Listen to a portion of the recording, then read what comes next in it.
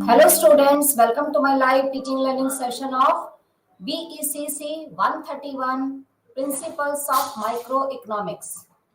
In today's session, we will discuss Unit 8 and Unit 9. In Unit 8, isoquant, isoquant curve analysis, and in Unit 9 is returns to scale. So in today's session, we will discuss Block 3, Unit 8 and Unit 9.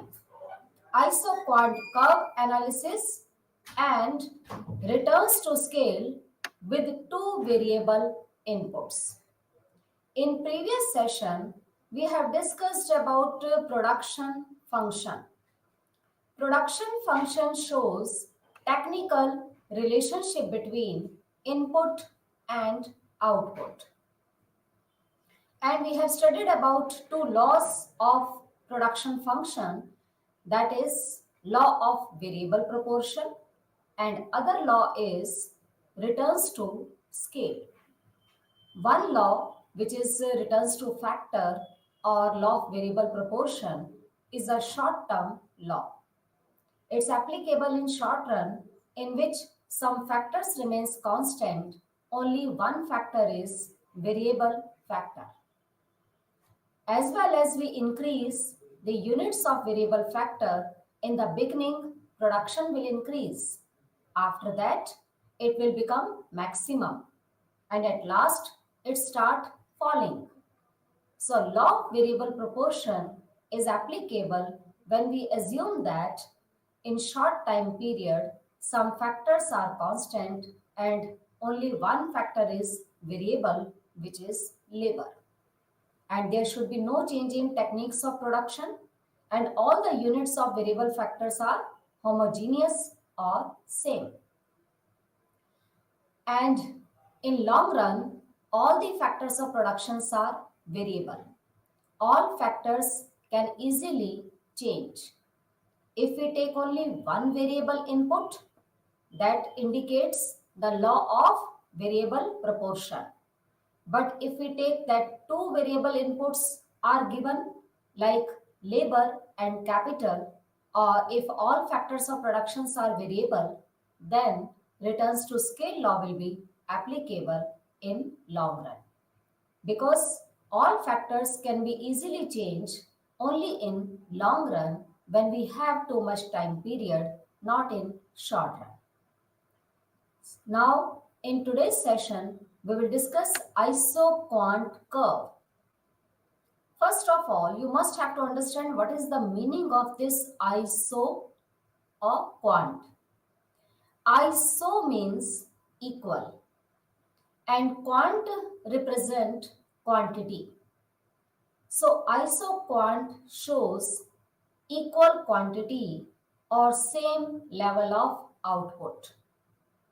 Isoquant curve is a graphical presentation of different combinations of two factors of production, and if we use labor and capital, two inputs for the production of goods and services, and if these inputs will give us same level of output or same level of production at any combination.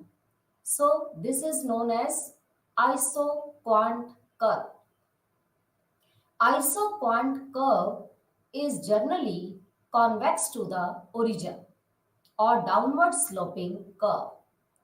Isoquant curve is just the same as indifference curve, but the difference is that indifference curve represent consumer equilibrium and indifference curve is related with consumer theory, but isoquant is related with producer theory and isoquant is related with producer behavior, or it will show producer equilibrium. This is the just difference between indifference curve and isoquant curve. Otherwise, same features Just like isoquant curve has same features of IC curve, indifference curve.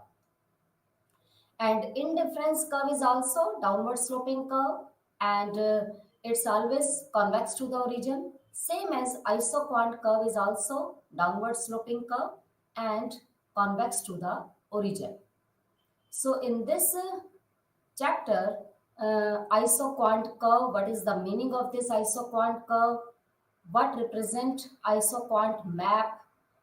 How we can get producer equilibrium or least cost combination or maximum output at minimum cost, how we can determine it, and what are the main features of isoquant curve, and what are the exceptional cases of isoquant curve. So all these topics we will discuss in today's session. Next is isoquant curve. What is the meaning of this isoquant curve?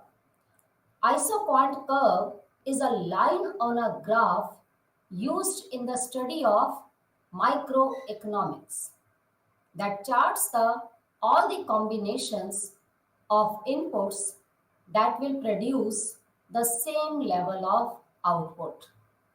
In other words, we can say that isoquant curve shows different combinations of two factors of production which will give us same level of output.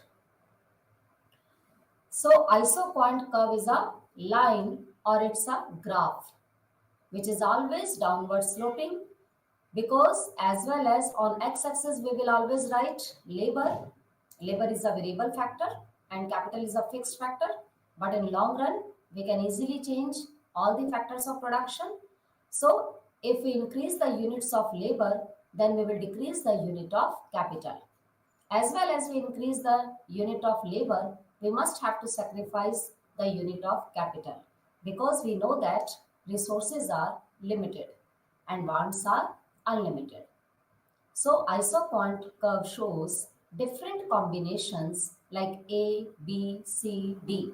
Different combinations of two factors of production like labor and capital, which gives the producer the same level of output or same level of production. That is known as isoquant curve. Now this is the table of or schedule of isoquant curve analysis. Here in first column, combinations we have taken. These are different combinations like A, B, C, D and E. And the units of labor in second column, you know that there are two types of technologies which can produce goods and services. One is labor intensive technology and other is capital intensive technology. In some countries, capital is abundant but labor is less. But in India, labor is more, capital is less. So each and every country, only one factor or one input is available in abundant quantity and other will be in less quantity. So if we use more units of labor, then we must use less unit of capital, because both are the techniques of production and both are not equally available in each and every country, so that as well as we increase the number of units of labor, we must have to sacrifice the units of capital. In this table, here first unit is of labor is 2. When we are using less unit of labor, then we will use more unit of capital. And here capital unit is 30. If we increase the units of labor from 2 to 4, then capital unit will fall from 30 to 22. Again, if we increase the units of labor 4 to 6, then the unit of capital will fall from 22 to 16. After that, again, if number of units of labor increases from 6 to 8 and 8 to 10, then units of capital will fall from 16 to 12 and 12 to 10. The ratio of falling in units of capital is 30 to 22, the gap in between of this is 8. And 22 to 16, here gap is 6. 16 to 12, the difference is 4. And 12 to 10, the difference is 2. It means we are increasing units of labor by same ratio, means 2, 4, 6, 8, 10. The gap is same, 2 to 2.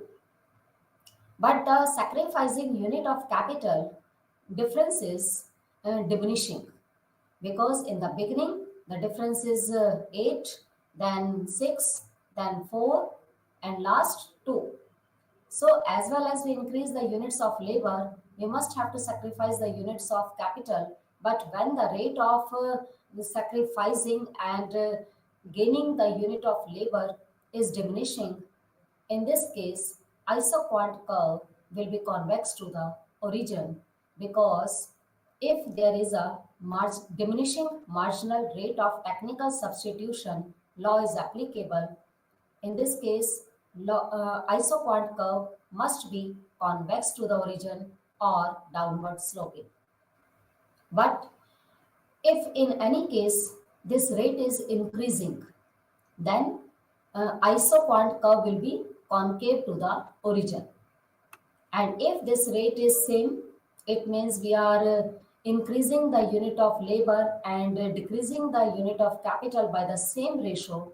In this case, the isoquant curve slope will be straight line or negatively sloped, and it will not be a convex, not concave, it will be a straight line. So isoquant curve may be straight line curve, may be convex to the origin or concave to the origin. Its slope depends upon marginal rate of technical substitution. And what is MRTS? This marginal rate of technical substitution is the rate at which we have to sacrifice the unit of one input for gaining one more additional unit of other input. In other words, we can say that MRTS is equals to delta Y upon delta X or delta K upon delta L. Here K is capital and L is labor. Loss of capital divided by gain of labor. In first case, loss of capital is 8 and the gain of labor is 2. So the ratio will be 4 raised to 1. And in second case, 22 to 16, loss of capital is 6 and the gain of labor is 2. Ratio will be 3 raised to 1. And in next case, at D point or D combination, loss of capital is 4 and the gain of labor is 2. It means ratio will be 2 raised to 1. And in other case, ratio will be 1 raised to 1, because loss is 2 and gain is also 2. So ratio will be 1 raised to 1.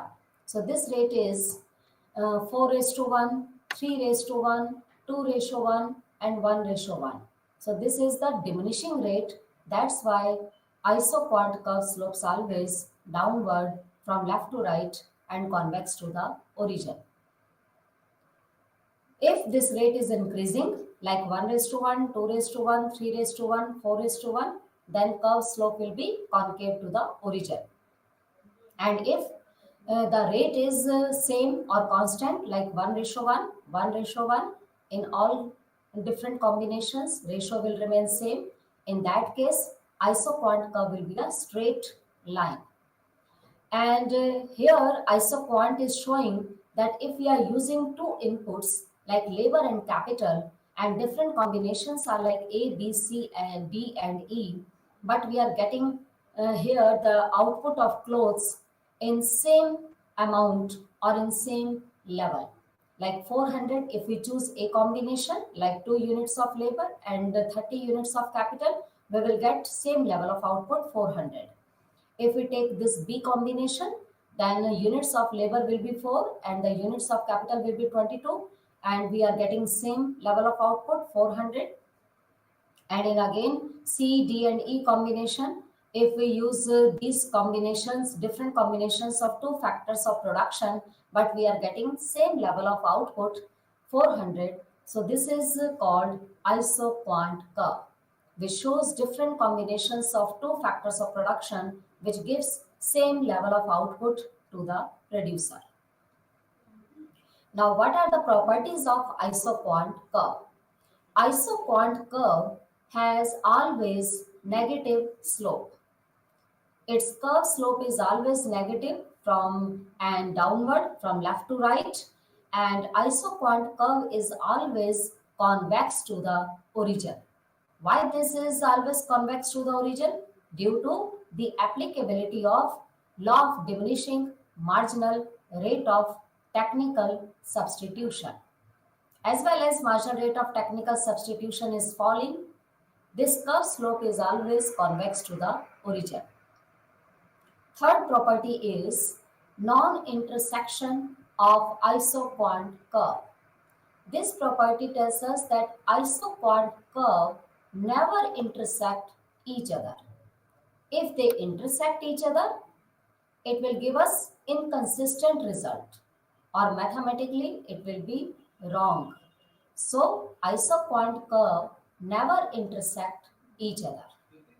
And fourth property is that in the isoquant curve may be more than one, and higher isoquant shows higher level of output and lower isoquant curve shows lower level of output. And fifth property is isoquant curve does not touch either to x-axis or y-axis. It means isoquant curve never touches to any axis, either it may be x or y. It can never touches to any axis. These are the main properties of isoquant curve, which is just similar as indifference curve. Now, first property is convex to the origin. We have explained that isoquant curve is always convex to the origin due to the applicability of diminishing marginal rate of technical substitution. Higher isoquant represent large output. It means that we can draw many isoquant curve on a same graph like IQ1, IQ2, IQ3, IQ4. As well as isoquant curve moves to rightward, it will show higher level of output. And if it shifts to the left hand side or leftward, then it will show low level of output. So higher isoquant curve shows greater level of output and lower isoquant curve shows lower level of output. And in this diagram, the combination of different combinations of two factors of production, if we take, then we can draw different isoquant curve, and isoquant curve may be more than one, and higher shows higher output and lower shows lower level of output. Now next is two isoquant curve never intersect each other. You know that isoquant curve can never intersect each other because each isoquant curve represent different combinations of two factors of production, which gives same level of output to the producer. If two isoquant curve intersect or touches to each other, this means that there will be a common point on the two curves as shown in the diagram. Here P is the common point where both isoquant curve are intersecting this point. It implies that the same factor combination we are using for the output. Labor and capital, which can produce say 100 unit of output at one isoquant curve, and on other isoquant curve 150 units produced by labor and capital, both inputs combination. So this is quite absurd because the same factor combination can't produce to different level of output.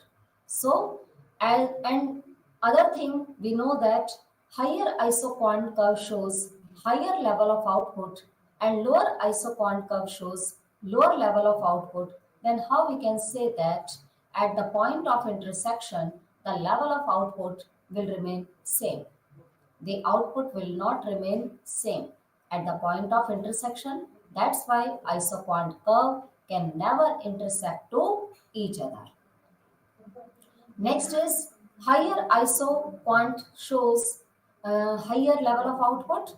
Here IQ1 is showing that 100 units of output is produced by producer with a combination of two factors of production, and other IQ2 is showing 200 units of output with another different combinations of two factor of production. So higher isoquant shows higher level of output and lower isoquant curve shows lower level of output. Now next is properties of isoquant. We can explain with the help of these curves also. Downward sloping, you know that isoquant curve is always downward sloping curve or negatively sloped curve. It's always convex to the origin due to MRTS. MRTS is marginal rate of technical substitution. Higher isoquant represent higher output and lower isoquant represent lower output. And no intersection by two isoquant curve. Isoquant curve never intersect to each other and never touches to any axis. So isoquant curve is always generally convex to the origin. Now, what are the various types of isoquant? Isoquant curve has three types. One is smooth convex isoquant. In first case, here isoquant curve is just smooth and convex shaped or downward sloping isoquant. So, isoquant curve generally smooth or convex shape curve, which represent different combinations of two factors of production which can produce by producer, and it will give us same level of output. Second case is linear isoquant. This is the second type of isoquant curve. Isoquant curve may be linear. When it will be a linear shaped curve? When perfect substitutability law is applicable, it means if both factors of production like labor and capital, if both can be easily substitutable, then in that case, the marginal rate of technical substitution will be constant or equals to 1. In that case, this curve slope will be downward and it will touch to x-axis and y-axis. It will be a straight line curve. So linear isoquant we can draw only in that case when factors of productions are perfectly substitutable. Otherwise, it will not be a straight line curve because generally we know that isoquant curve is always convex to the origin. And in third case, third type of isoquant curve is input-output isoquant. If two factors of productions are complementary, or complementary means which always use together, we can't substitute it. In that case, zero substitutability exists between the factors of production. In this case, isoquant curve slope will be L-shaped curve or 90-degree angle. So in case of complementary, if factors of productions are complementary to each other, not substitutable or zero substitutability exists, in that case, the nature of isoquant will not be convex, will not be straight line, it will be L-shaped curve or 90-degree angle. So these are different types of isoquant curves. Linear isoquant curve we can draw only in case of perfect substitutes if production with only capital or only labor or through n numbers of combination between these two factors, then isoquant curve will be a straight line and it can touch either to x-axis or y-axis. Because if we are using whole amount of labor for the production of goods and services, then this line will touches to x-axis. And if we use all units of capital, here the units of labor is zero because both factors can be easily substitutable. In that case, this curve will touch to the y-axis. And if we take different combinations of labor and capital input for producing output, in that case, if we join all the combinations, then we will get a straight line curve. So isoquant curve may be linear, but it will be applicable only in case of perfect substitutability, when factors of productions are perfectly substitutable. Next is kinked isoquant curve. Isoquant curve may be kinked if limited substitutability applicable between the factors of production. Kinked isoquant curve is also known as activity analysis programming isoquant or linear programming isoquant. If two cases are applicable on a same curve, then diagram will be kinked isoquant. Here, these are different lines like P1, P2, P3, P4. These are different production lines which are showing expansion path. And if we join all these points on P1, P2, P3, P4, then we will get kinked shape, or isoquant curve may be kinked. Kinked means when the elasticity will not remain equal or same, not falling, not increasing, sometimes falling. If both cases are applicable on a same situation, in that case, diagram will be kinked shape. Next is smooth convex isoquant. Generally, isoquant curve is convex to the origin. It assumes that continuous substitutability of labor and capital only over a certain range, beyond which factor can't be substituted for each other. So this isoquant appears as a smooth curve convex to the origin. And generally, isoquant curve is always convex to the origin from left to right or downward sloping curve, because factors of productions are not perfectly substitutable. As well as we increase the units of labor, we must have to sacrifice the units of capital. But if we are taking different combinations of these two factor inputs but getting same level of output, this is called isoquant curve. Now next is isoquant and isocost. What is the meaning of this isocost line, and how this isoquant and isocost line both are important for determining producer equilibrium or least cost combination. The isoquant curve shows different factors which create the particular output, and the isocost line indicates the combination in factors which cost a similar amount. There are isoquant curve and isocost line indicating right combinations of the factors connected with production to create the highest output at least cost. So here, this straight line curve is known as isocost line. In other words, we can say that isocost line shows different combinations of two factors of production that can be affordable by the producer for production of goods and services. And isoquant curve shows different combinations of two factors input which gives same level of output and which is always convex to the origin.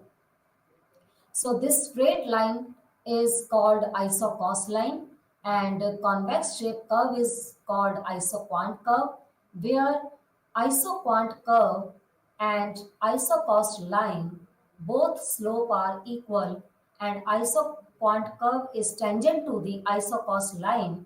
That is uh, that is called least cost combination or producer equilibrium. So isoquant is the locus of inputs that produce same level of output, and isocost line is producer's budget line. In indifference curve, we use budget line word or price line word, but in case of isoquant curve, we will show it by isocost line. Conditions of isocost line. Isocost line is always downward sloped or negatively sloped. The important condition which indicates the slope of isocost line, which is equivalent to the slope of isoquant. In equilibrium position, where the marginal physical productivities in two factors show equal to the ratio in the prices, marginal physical product for every rupee of a particular factor has been equal to the other factor. So, where the marginal productivity of capital divided by marginal productivity of labor, if this ratio is if the ratio in between of capital and labor both are negative, so that in case slope of isocost line will also negatively sloped. Isocost line shows a negative relationship between labor and capital. If producers spend entire money income on capital units, then labor unit will be zero. And if producers spend entire money income on buying the units of labor, then capital unit will be zero. And if he spend his money income on two factors of production for the production of goods and services, in these case, we will take different combinations. And if we join all these combinations, then we will get isocost line. So isocost line is just a same as budget line in case of indifference curve, but isocost line shows producer's budget line, on which producer spend his income on two factors of production like labor and capital. Where the slope of isocost and slope of isoquant both are equal, then producer equilibrium will be determined. Here, this is the graph of isocost line. Isocost line is always downward sloping curve or negatively sloped curve, and its formula is MPK upon MPL. MP is marginal productivity of capital upon marginal productivity of labor. Or we can write in this form like PK upon PL, price of capital upon price of labor. And its slope is always negative. Next is isocost and isoquant curve. If we combined draw both isoquant and isocost curve on a same curve, then this straight line is showing isocost line, and the convex shape curve is showing isoquant curve, where isoquant curve is tangent to this isocost line, then producer equilibrium or least cost combination or maximum output at minimum cost we can determine. Here, three isocost lines are drawn. One is in between of this. This line is actual isocost line, and isocost line may be shift either to the right hand side or left hand side. If budget of the producer increases, then producer can afford both the factors in same amount. In this case, this isocost line will shift to the right hand side. And if budget of the producer decreases, then producer can afford both the factors in less quantity. In this case, isocost line will shift to the left hand side. so that we can get three ISO cost line when producers budget income increases or decreases. And where isoquant curve is tangent to these three isocost line, producer will be at equilibrium point. Here three equilibrium points we get. This is known as producer equilibrium points, and this curve is IQ1, IQ2, IQ3. So producer always determine or reach at the equilibrium point where the slope of isocost line and the slope of isoquant curve both are equal. So if there is an imperfect substitution between labor and capital, in that case, isoquant curve will be a convex to the origin, not concave, not straight line. And K and L, K is capital, L is labor. Choice depends on wage, and the reward of labor is wages and the reward for using capital is rent. So W by R ratio, marginal rate of technical substitution, we can calculate by MPL upon MPK.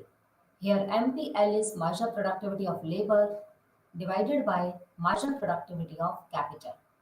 And here this red line shows isoquant curve, and the straight line negatively sloped green line is showing isocost line, and where both curve are tangent to each other, here we can get producer equilibrium. So producer is always determined at equilibrium point, and we can determine equilibrium point at that point where isocost line is tangent to the isoquant curve. Here is the point of cost minimization. How producer can decrease the cost and increase the output level. Assuming that the firm takes as given the prices of two inputs it employs, it will seek to produce its output by utilizing its input in their most efficient combinations. A rational firm seeks to employ a unique combination of capital and labor that is capable of producing a predetermined level of output at the least possible cost. The cost minimization input combination like labor and capital at the point of tangency between the isoquant curve and the isocost line. Here, three isocost lines are drawn. One is this TC1 upon PX, this PX or PK upon PL, and another line. This is the actual isocost line, and rightward shift isocost line is representing that producers' budget income increased due to increased in budget income. Producer can buy both the inputs in more quantity. And if producer's income fall, then this isocost line will shift to the left hand side. But in actual isocost line, where this isoquant curve, which is always convex to the origin, at E point, where isoquant curve is tangent to the isocost line, this E point is showing cost minimization or maximum level of output with the help of two factors input, where the slope of isoquant is equals to slope of isocost line, that is called producer equilibrium. This is the first condition of producer equilibrium. We can find out the slope of isoquant with the help of MRTS, and the slope of isocost line we can determine with the help of price of labor upon price of capital. Marginal rate of technical substitution is equals to marginal productivity of labor upon marginal productivity of capital, and slope of isocost is equals to PL upon PK. So where MPL upon PL is equals to MPK upon PK, this is the necessary condition for cost minimization. MPL is marginal productivity of labor is divided by price of labor is equals to marginal productivity of capital is divided by price of capital. This is the necessary condition of cost minimization or getting maximum level of output. At B point, here E point is the equilibrium point, but B point is not the equilibrium point because here isoquant curve is cutting to this isocost line. So this B point will not be called cost minimization, and C point will also not be called cost minimization point. Only E point is equilibrium point where producer is getting maximum output at minimum cost. So least cost combination you can determine with the help of this diagram. We have discussed earlier that where isoquant curve is tangent to this isocost line, here this point is showing point of cost minimization, and this line is isoquant curve and the straight line curve is isocost line, where the slope of isocost is equals to slope of isoquant, that is showing least cost combination or producer equilibrium. Now next is ridge lines. What is the meaning of ridge lines and why these ridge lines are important while we are discussing about production function and isoquant curve? How ridge lines represent the economic region of production? Not all points on an isoquant are relevant for production.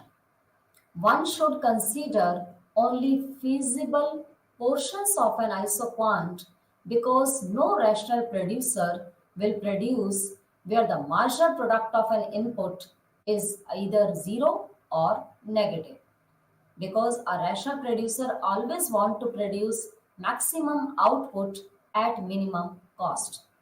So rational producer will not choose that combination where marginal productivity of any input is either zero or negative. Only the negatively sloped segment of the isoquant is relevant for production or economically feasible. Now in diagram, first of all here marginal rate of technical substitution, ridge lines shows profit maximizing condition, or ridge line shows economic region where producer can get maximum profit. Ridge lines shows that profit maximizing firm operate within because outside of them marginal product of input are negative. So economic region of production is located within the ridge lines. These are two ridge lines. Start from the origin. One ridge line is known as upper ridge line. At this upper ridge line, marginal productivity of capital is zero. And second ridge lines, we start from the origin, but this is the slope of upward sloping. This shows lower ridge lines. This lower ridge line indicating that marginal productivity of labor is equals to zero. And these three are isoquant curve like Q, this is IQ1, IQ2, IQ3. And you know that the ridge line shows economic region or profit maximization condition.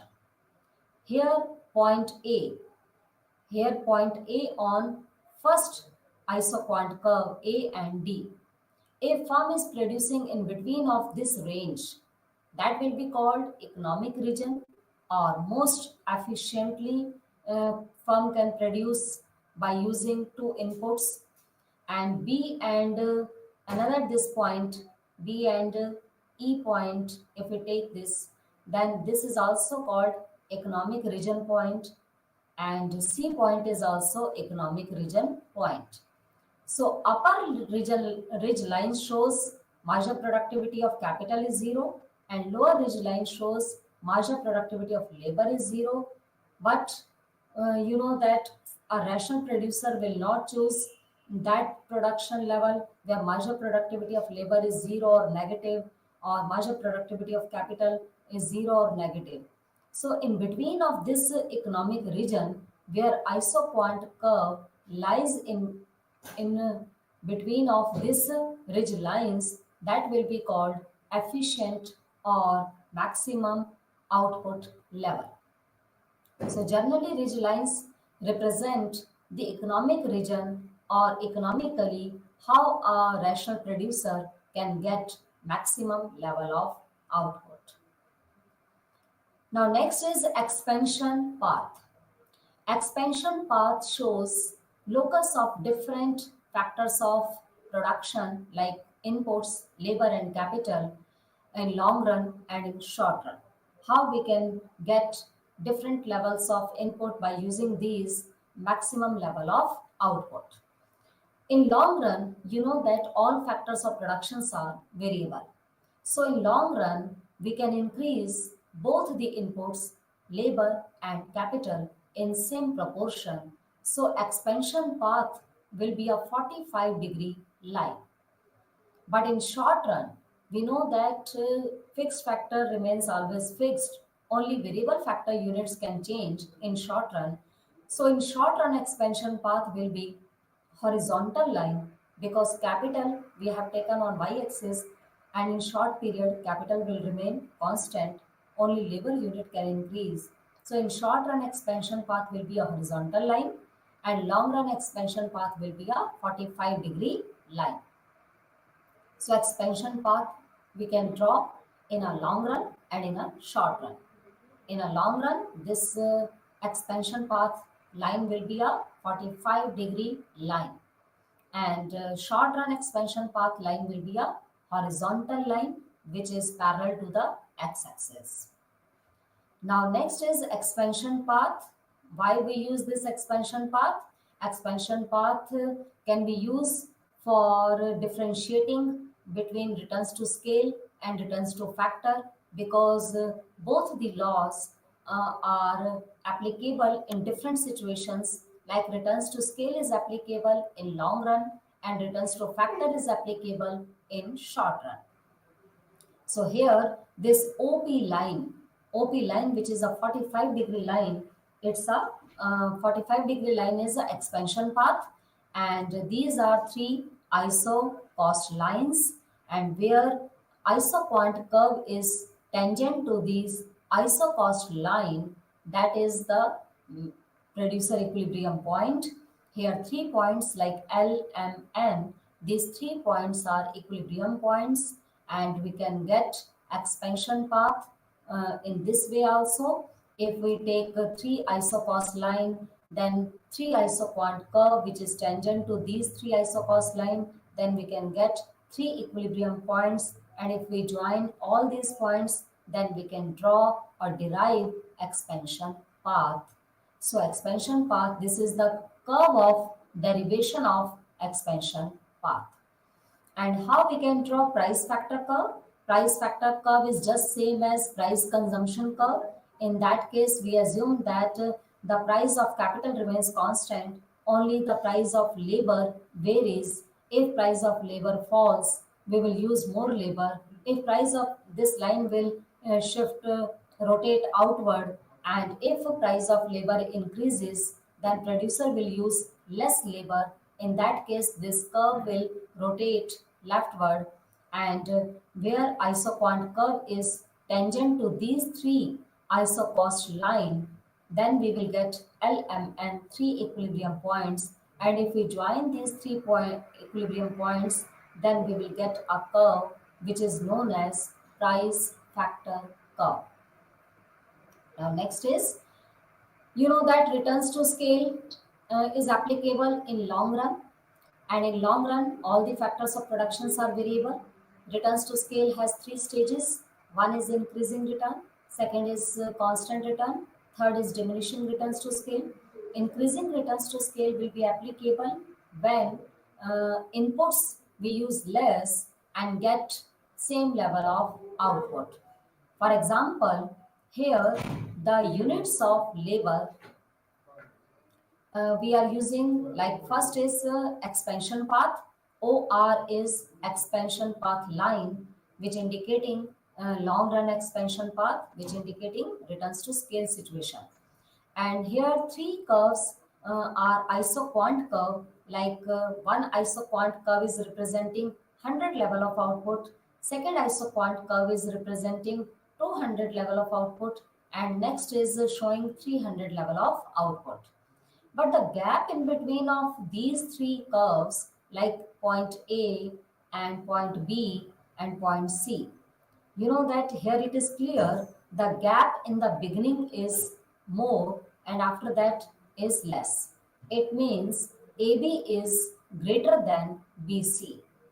So it means as well as we're decreasing the units of input but getting same level of output, or in other words, if we use less amount of input but get more amount of output, that will be the stage of increasing returns to scale.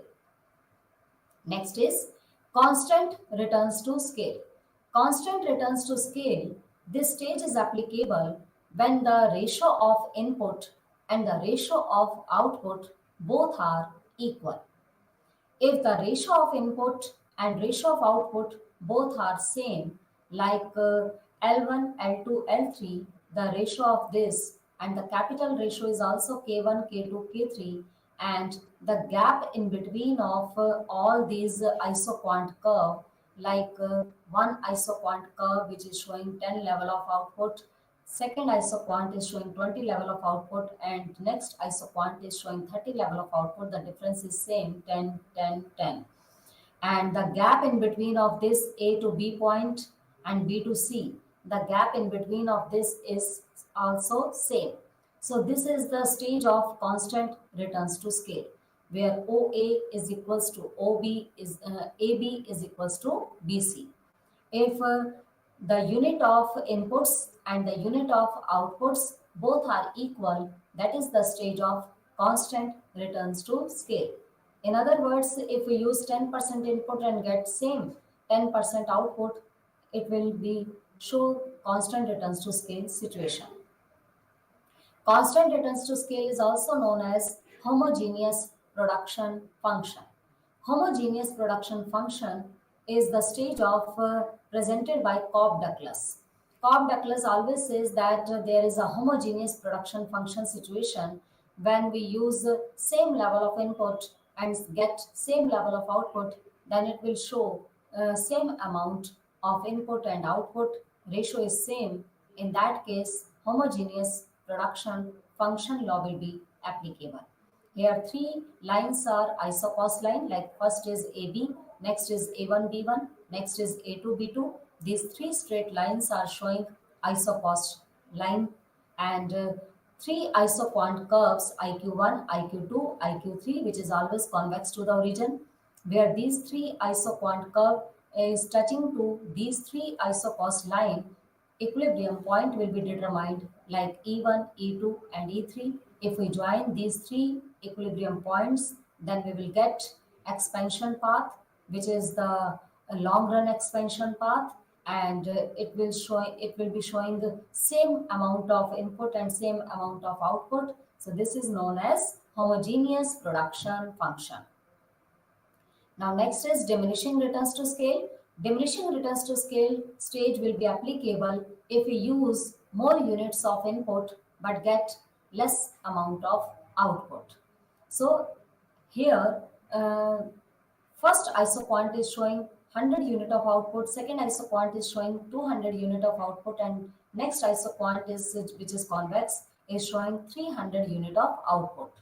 And this OP line is expansion path, where this line is touching to this expansion path, where this isoquant curve is touching to this iso expansion path line, we will get three equilibrium points like A, B, and C. Now here it is clear that the gap in between of OA is less than AB, AB is less than BC. It means the gap in between of these isoquant curve is increasing, but getting we are same level of output. It means we are using more amount of input but getting same level of output or same amount of output, it will show diminishing returns to scale situation. So in diminishing return, OA will be less than AB and AB will be less than BC. But in case of increasing return, OA will be greater than AB and AB will be greater than BC. And in case of constant return, all will be equal. OA will be equals to AB, AB will be equal to BC. So these are the three situations of returns to scale which we can represent it with the help of isoquant curve and expansion path line. Now next is returns to factor. You know that returns to factor is a short-term law, which is also known as a law of variable proportion and a law of diminishing return. Returns to factor is applicable in short run when some factors are constant, only one factor is variable factor. And if we use all the variable factors or if we increase the amount of variable factor one by one with fixed factors units, in that case, in the beginning, production will increase. After that, it will become maximum and at last it start falling. So, you know that in short run expansion path, it will be a horizontal line. So here RP line is a horizontal line which is parallel to the x-axis, which is indicating that we are taking short run situation, and in short run we can't increase fixed factor unit like capital. We can change only variable factor input like labor. So here we have drawn four isoquant curve like IQ1, IQ2, IQ3, IQ4, and all these curves are showing amount of output like 100, 200, 300, 400. The amount of output increasing by same level like 100, 100, 100. The gap in between of all is same. But main thing is that here EF, the gap in between of these four isoquant curve, first isoquant curve where it touches to this expansion path line, we will get equilibrium point, E point, on another curve, F point, another G point, and next is H point. If EF is greater than FG, FG is greater than GH. It means showing it. This is showing that we are using less amount of input but getting same amount of output. If we are using less amount of input but getting same amount of output, it will show increasing returns to factor stage. In second case, the gap in between of these E, F, F, G, G, H, if all are equal, if EF is equals to FG is equals to GH, if we are using same amount of input for getting same amount of output, this will show constant returns to factor situation. And third is diminishing returns to factor stage. Diminishing returns to factor will be applicable when the gap in between is EF is less than FG and FG is less than GH. It means the gap is increasing. It means we are using more amount of input for getting same amount of output. So this stage is showing diminishing returns to factor stage. So we can also represent law of variable proportion with the help of isoquant curve analysis. Now next is what is the difference between returns to a variable factor and returns to scale. Returns to variable factor, as you know that it is applicable in short run, and returns to scale law is applicable in long run. In short run, all the factors of production we can't easily change. Only one factor is variable factor, we assume that, and others are fixed. And in case of returns to scale, all factor inputs are varied in the same factors of production. In case of returns to a variable factor, there is a change in factor proportion. Suppose 1 acre of land and 1 labor is employed, the ratio will be 1:1. And if we add one more unit of labor, uh, on the same land area, 1 acre land, then the ratio will be 1 raised to 2. But there is no change. In case of returns to scale, there is no change in factor ratio. For instance, if a firm is employing 1 unit of labor and 2 units of capital, then the ratio will be 1 raised to 2. Now, if the firm increases its scale of operation and employ 2 units of labor and 4 units of capital, the ratio will still remains the same as 1 raised to 2. So in case of returns to variable proportion, there is will be no change in scale of production. But in case of returns to scale, there will be a change in scale of production. Now we can conclude from today's session that we have discussed about isoquant curve, which is known as equal product curve.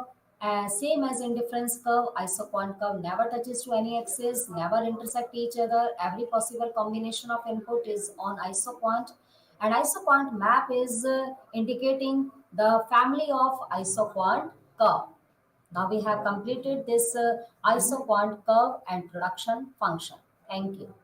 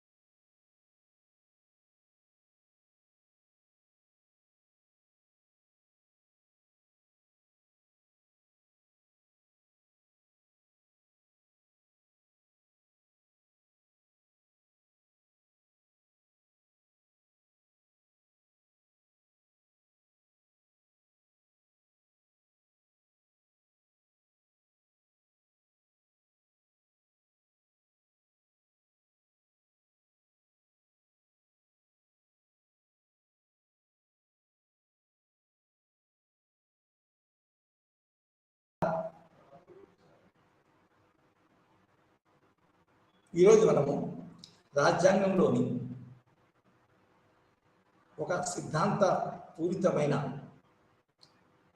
అంటే దాని ఇంగ్లీష్లో ఏమంటారు, loaded with ideology,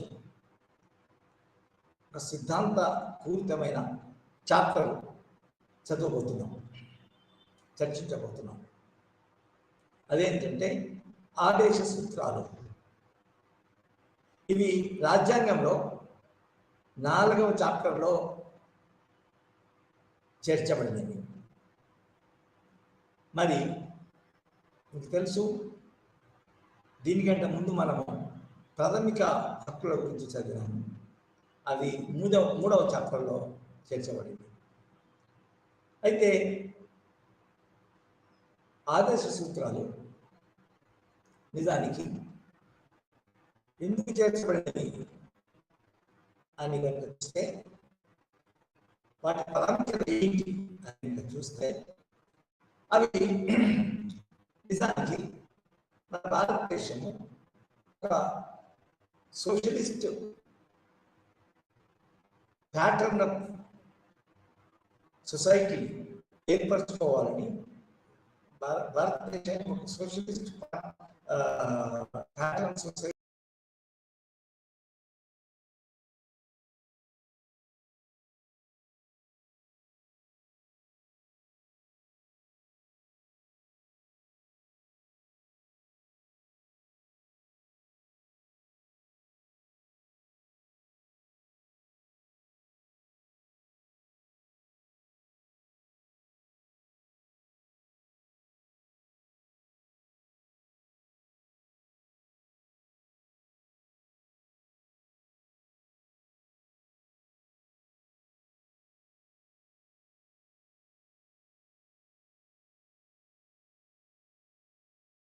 ప్రత్యేకంగా confusion మనకు ఉండకూడదు. అసలు మన దేశాన్ని ఒక సోషలిస్ట్ ప్యాటర్న్ సొసైటీగా తీర్చిదిద్దాలా అనే విషయం చాలా గొప్ప విషయం కనబడాలని అందులో చేర్చారు. సో ఇది ఆదేశ సూత్రం.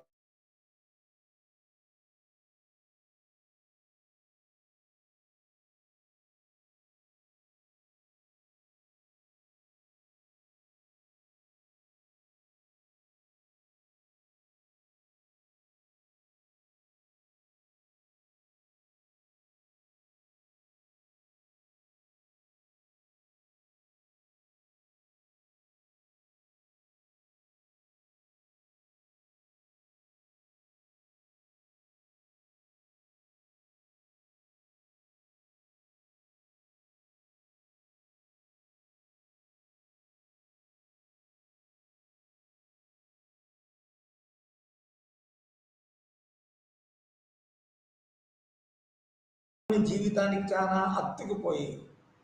అంటుకొని ఉండే విషయము మతము.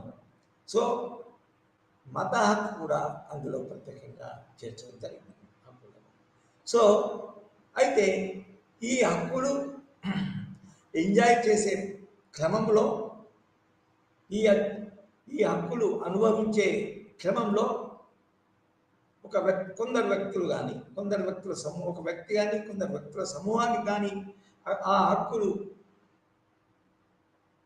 అనుభవించే సమయంలో ఇంకొకరి యొక్క హక్కులు, వేరే వర్గం, వేరే సమూహం, వేరే వ్యక్తి యొక్క హక్కులు హరించబడతాయా? హరించబడటానికి సాధ్యమవుతుందా? అవకాశం ఉందా అని మనం ప్రశ్న వేసుకుంటే, నిజానికి అలా అవకాశం ఉంది. మనకి వెనకటి ఒక ప్రాబ్లం ఉంది. నీ యొక్క హక్కు ఎక్కడి వరకు ఉంటుంది అంటే, ఒకరి యొక్క హక్కు భంగపడినంత వరకే నీ హక్కు ఉంటుంది అని ఒక సామెత ఉంది. సో అంటే దాని అర్థం ఏంటంటే, ప్రాథమిక హక్కులు కొందరు అనుభవించే ప్రాసెస్లో, కొందరు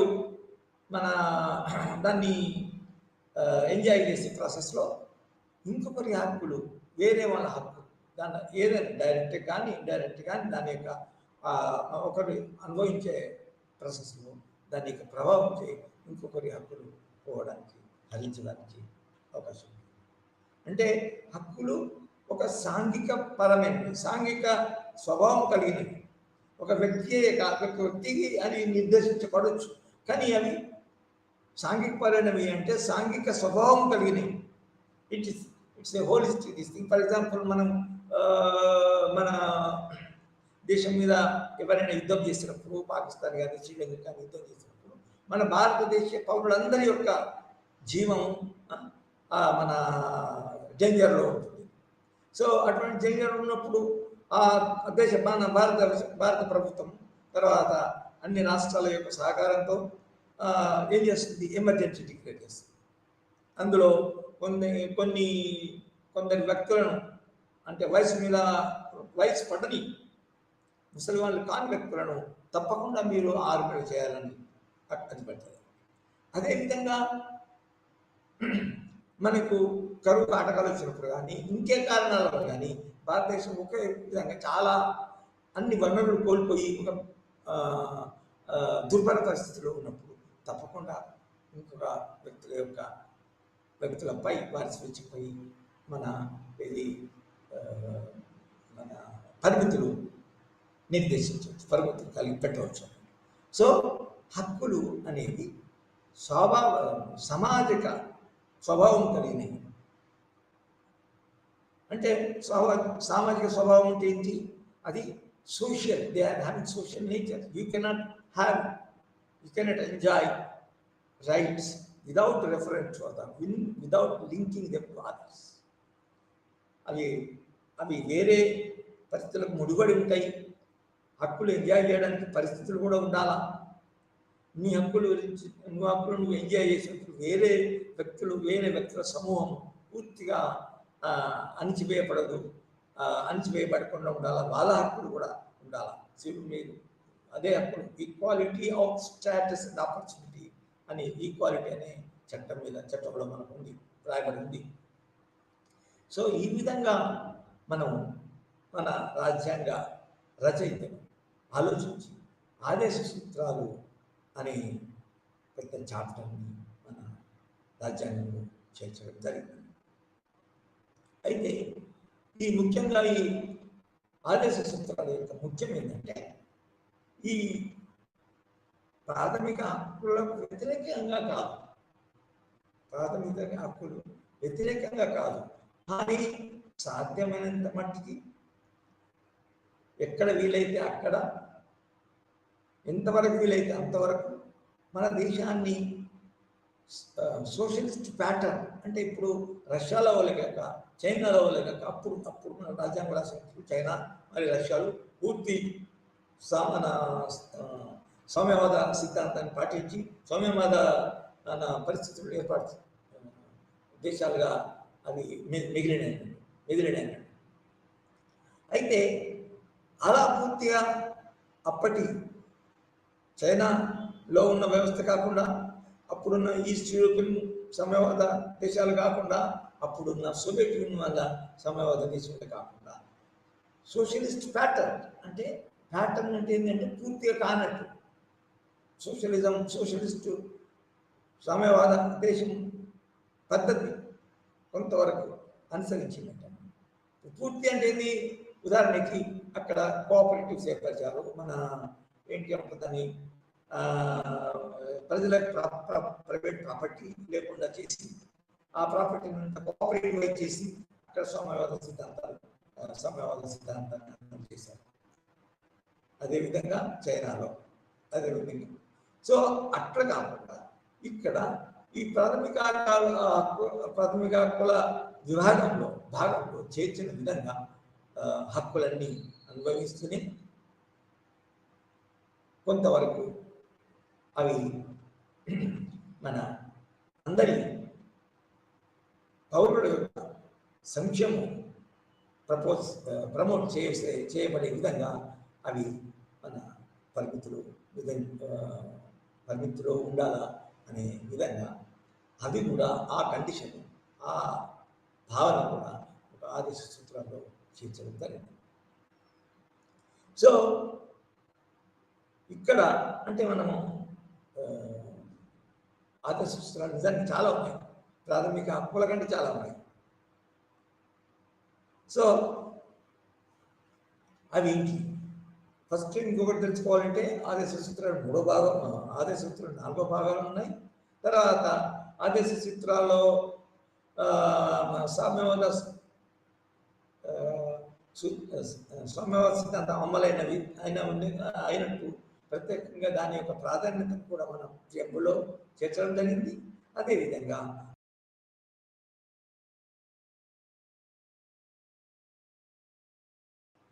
అయితే నేను అనుకుంటా అది చర్చించడం స్వభావం. తర్వాత ఈ ఆదేశ సూత్రాలు ఏ సూత్రాలు ఉన్నాయి అని ముఖ్యంగా మనం చర్చించుకున్నాం. చర్చించుకున్న తర్వాత వాటి యొక్క ప్రాముఖ్యత ఏంటి, తర్వాత ఆదేశ సూత్రాలు న్యాయబద్ధమైనవా లేదా, న్యాయపరమైనవా లేదా అనేది చాలా ఇంపార్టెంట్ ఉంటుంది. అది ఇది మనకి ఇంగ్లీష్లో ఏముంటుందంటే జస్టిసియబుల్ అని ఒక టర్మ్ అంటే ఒక ప్రాసెస్, ఒక క్రమం ఉంటుంది. జస్టిసియబుల్ అంటే ఏంటంటే న్యాయబద్ధమైనవా లేదా, న్యాయబద్ధమైనవా లేవా అంటే ఏంటి అంటే మనము ఒకవేళ అవి అమలు జరపనప్పుడు మనము కోర్టులకు వెళ్ళొచ్చునా లేదా అనే విషయం.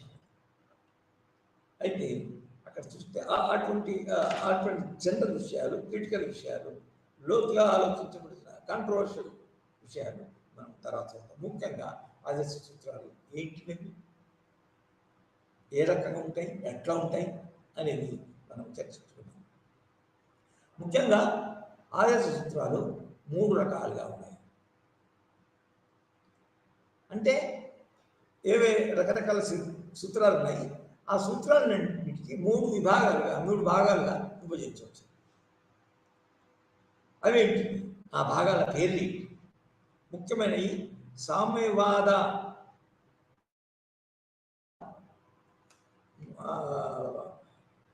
సిద్ధాంతంపై ఆధారపడిన సూత్రాలు.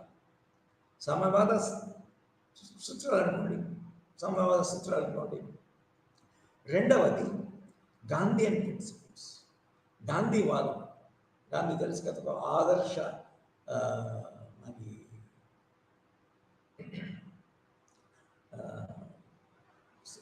ఆదర్శవాది మరియు అనేక రంగాల్లో, అనేక విషయాల్లో, ప్రత్యేకంగా ఆర్థికమే కాకుండా రాజకీయ విషయాల్లో ఒక గొప్ప ప్రావీణ్యత కలవాడు. సో అతని యొక్క సిద్ధాంతాల ఆధారంగా కొన్ని సూత్రాలు మన రాజ్యాంగంలో చేర్చబడినవి. ఆదేశ సూత్రాల చాప్టర్లో మనము 3 భాగాలుగా చూస్తే రెండవ భాగం ఆదేశ సూత్రాలు. దాన్ని గాంధీయన్ ప్రిన్సిపల్స్ అని మనం పిలవచ్చు అని అనుకోవచ్చు. అయితే 3వ భాగం, లాస్ట్ భాగంలో ఏ సూత్రాలు చేర్చబడి ఉదారవాద సూత్రాలు. మళ్ళీ ఉదారవాదమే సిద్ధాంతమే, ఉదారవాద సూత్రాలు అనాలి. ఉదారవాద సంబంధిత సూత్రాలు, ఉదారవాదంపై ఆధారపడిన సూత్రాలు అని మనం చెప్పుకోవచ్చు. అంటే ఇక్కడ మన భారత రాజ్యాంగం ఫస్ట్ డెమోక్రసీ, స్వేచ్ఛ, వ్యాపార స్వేచ్ఛ, వృత్తి స్వేచ్ఛ, నివాస స్వేచ్ఛ, జీవిత స్వేచ్ఛ, రకరకాల స్వేచ్ఛలు, హక్కులు అవి మన రాజ్యాంగం కట్టుబడి ఉంది. అవి ముఖ్యంగా 3వ భాగంలో ప్రాథమిక హక్కులు అవి చేర్చబడి, అవి ఆదర్శ సూత్రాలు 4వ భాగంలో చేర్చబడి. ఈ 4వ భాగంలో ఏ ఉద్దేశం అంటే మానవుని యొక్క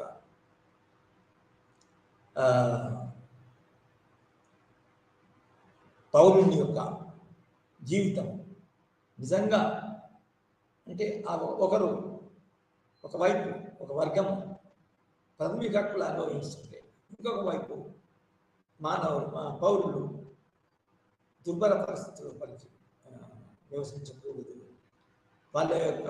వేరే వాళ్ళ యొక్క ఇతరుల యొక్క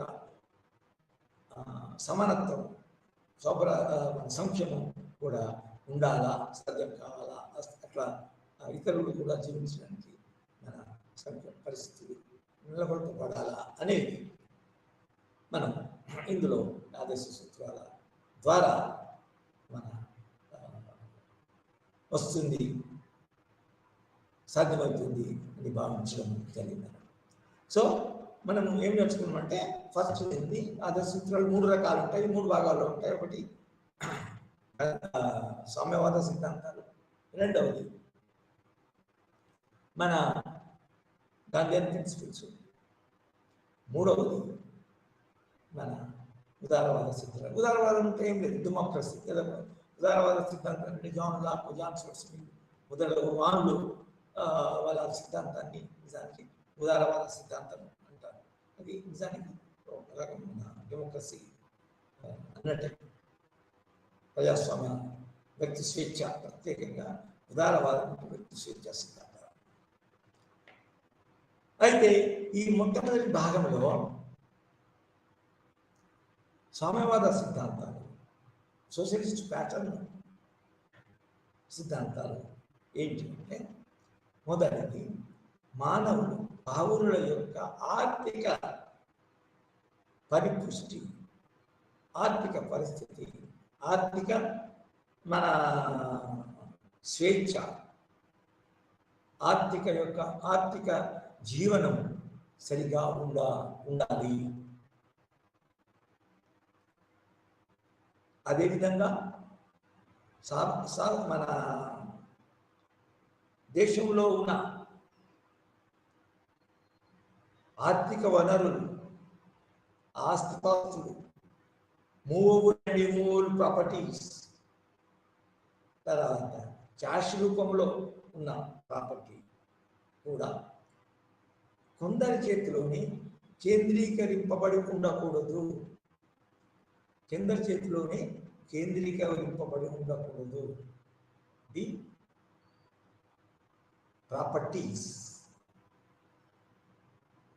whether it is gold or land or houses, forest or whatever it is, ఇది కొందరి చేతులనే మన కేంద్రీకరింపబడి ఉండకూడదు. ప్రత్యేకంగా మన అంబేద్కర్ వంటి సమయవాదుల యొక్క మన వాదనల ప్రకారం, ఆశయాల ప్రకారం ఇది చేస్తారు. సో ఆర్థిక పరిస్థితి ప్రభుత్వానికి బాగుండాలి. దాని తర్వాత సమాజంలోని మన వనరులన్నీ కొందరి చేతిలోని కేంద్రీకరింపబడి ఉండకూడదు అనేది. అది నిజానికి ఏంటంటే ఈ మొదటి భాగము ఆర్థిక పరమైన సూత్రాలు అని అనుకోవచ్చు. అయితే దానికి 2 అర్థాలు తీసుకోవచ్చు. ఆర్థిక వనరులు కొందరి చేతిలో ఉండకూడదు. రెండవది చాలా ముఖ్యమైనది ఏంటంటే, మన దేశానికి సంబంధించిన కంపెనీలు, పబ్లిక్ సెక్టర్ కంపెనీలు, ప్రభుత్వ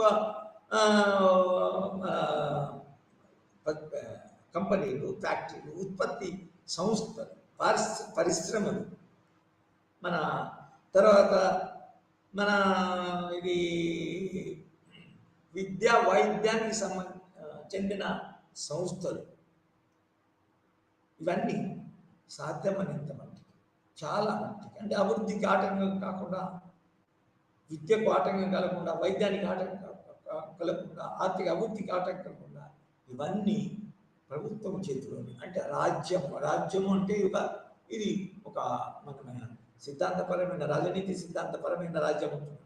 మన ఇది ఆంధ్రప్రదేశ్ కానీ, మధ్యప్రదేశ్ కానీ, ఆ రాజ్యం కాదు, దాన్ని రాష్ట్రాలు అంటారు అనుకోండి. ఓకే, సో కేంద్ర ప్రభుత్వ ఆధీనంలో కానీ, రాష్ట్ర ప్రభుత్వాల ఆధీనంలో కానీ ఈ పరిశ్రమలు, తర్వాత ఉత్పత్తి సంస్థలు, దాని తర్వాత విద్యా వైజ్ఞాన సంస్థలు, తర్వాత ఆరోగ్యపరమైన సంస్థలు అంటే హాస్పిటల్స్ చాలా మట్టికి మన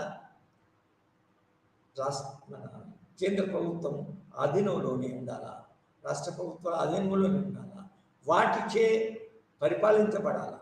అవి ఒక మోడల్గా ఉండాలి.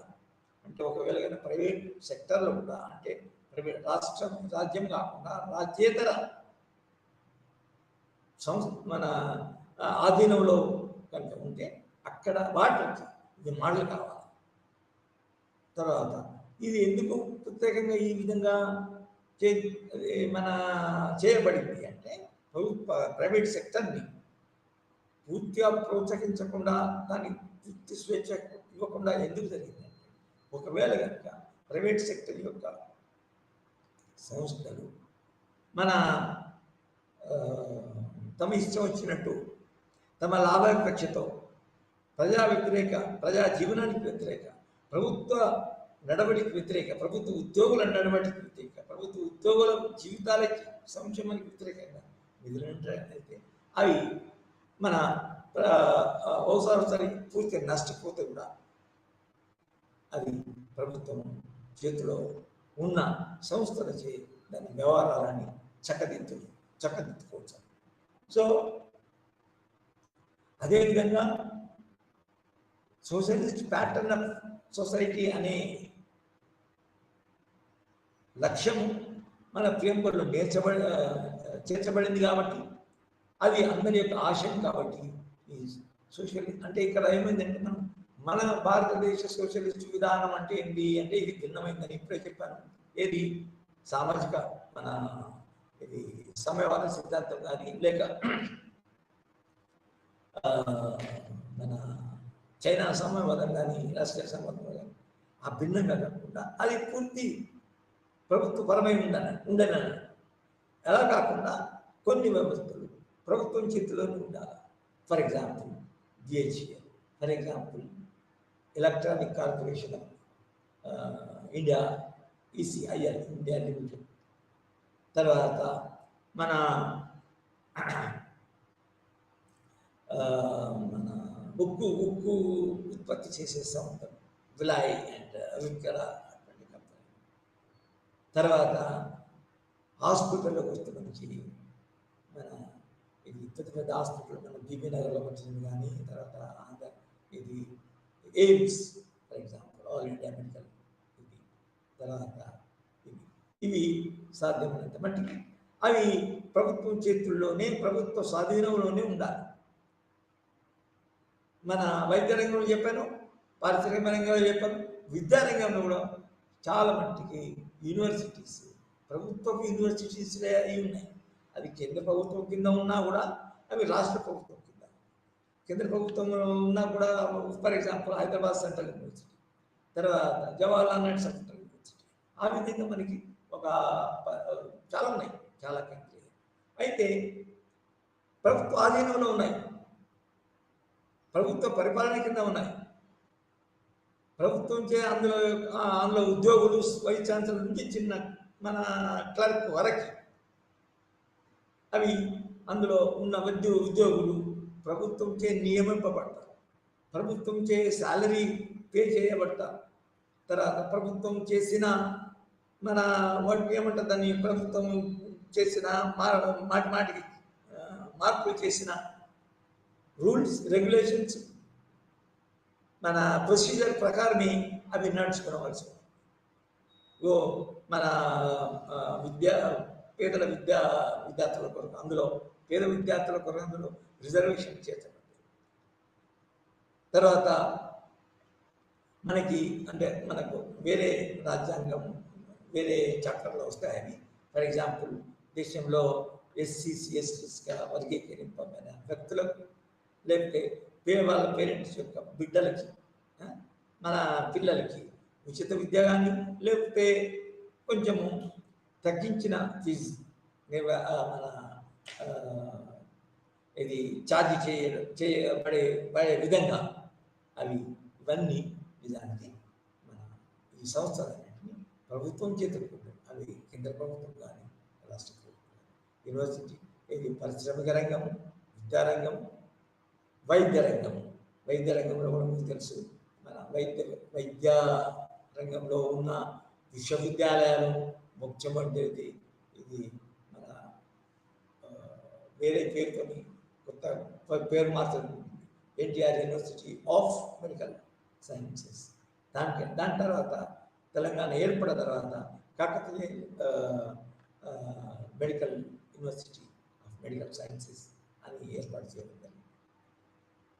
పారిశ్రామిక రంగము, విద్యారంగము, వైద్య రంగము, తర్వాత చాలా హాస్పిటల్స్ కూడా మన వైద్య రంగం. దీన్ని నిజానికి ఇవి అంటే ప్రభుత్వ రంగం అంటే స్టేట్ కింద మన ఇండియన్ స్టేట్ కింద, తర్వాత ఆంధ్రప్రదేశ్ స్టేట్ కింద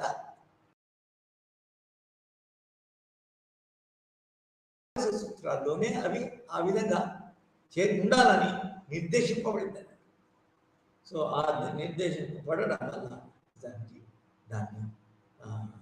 చేర్చడం వల్ల మనం మన రకమైన మన దేశంలో మన రాజ్యాంగ రచయితలు ఆశించిన విధంగా అనుకున్న విధంగా ఒక రకమైన సోషలిస్ట్ విధానము, socialist state, socialist pattern of state నిర్మించడం జరిగింది. ఆ విధంగా జరిగింది కూడా.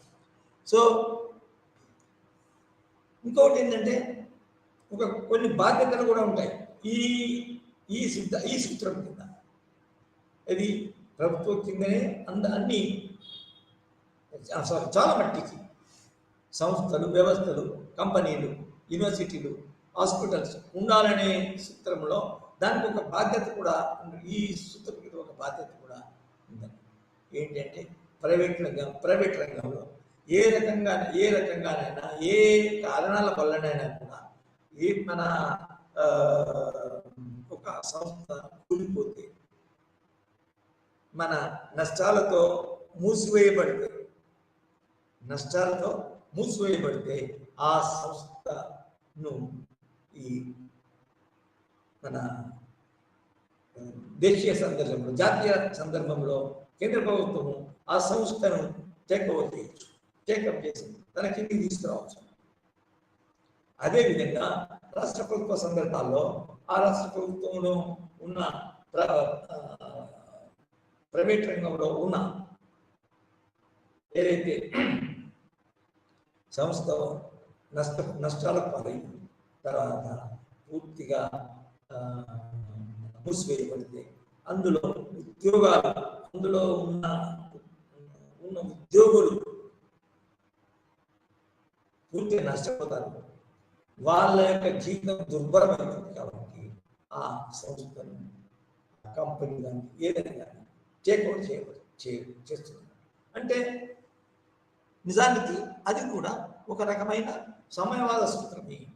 లేకపోతే ఎందుకు చేయాల్సి, ఒక ప్రైవేట్ కంపెనీ మూసివేయబడితే ఆ కంపెనీని, ఆ ఫ్యాక్టరీ కానీ, ఆ పరిశ్రమ కానీ ప్రభుత్వం ఎందుకు టేక్ఓవర్ చేయాలి? రాజ్యం ఎందుకు, మన రాష్ట్ర ప్రభుత్వం ఎందుకు టేక్ఓవర్ చేయాలి? ఎందుకు టేక్ఓవర్ చేయాలంటే మన రాజ్యాంగము సమయవాద సిద్ధాంతానికి కట్టుబడి ఉంది కాబట్టి వాళ్ళని అందులో ఉన్న ఒకసారి దానికి సంబంధించిన ఓనర్ కూడా చాలా దుర్భరమైన పరిస్థితుల్లో ఉండవచ్చు. చనిపోవడానికో, సూసైడ్ చేయడానికో మన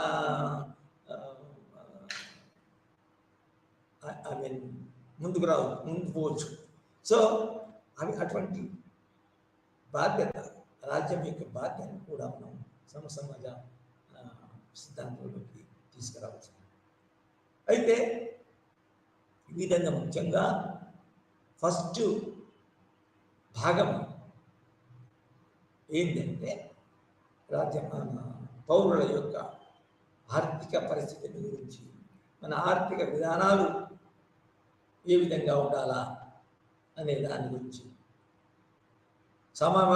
మన ఆర్థిక విధానము సమవాద పద్ధతిలో ఉండాలా, సమవాద సిద్ధాంతాన్ని అనుసరించి ఉండాలా అని విషయాలన్నీ మొదటి భాగంలో చేర్చడం జరిగింది. ఇక రెండవ విభాగము అంటే ఆదర్శ సూత్రాలు రెండవ విభాగం ఏంటంటే గాంధీయన్ ప్రిన్సిపల్స్. మన అందరికీ చూడాలా గాంధీ ప్రిన్సిపల్స్ అంటే ఏంటి? గాంధీ సిద్ధాంతం మీకు తెలుసు, సత్యము, అహింస మరియు స్థానిక ప్రభుత్వ స్వయం పరిపాలన, లోకల్ సెల్ఫ్ గవర్నమెంట్. దాన్ని పాపులర్గా ఏమంటారు? పంచాయతీ రాజ్. అసలు నిజానికి ఇది గాంధీ కొత్తగా కనిపెట్టింది, ఆలోచించింది కాదు. కానీ అతడు మన ప్రాచీన కాలంలో మన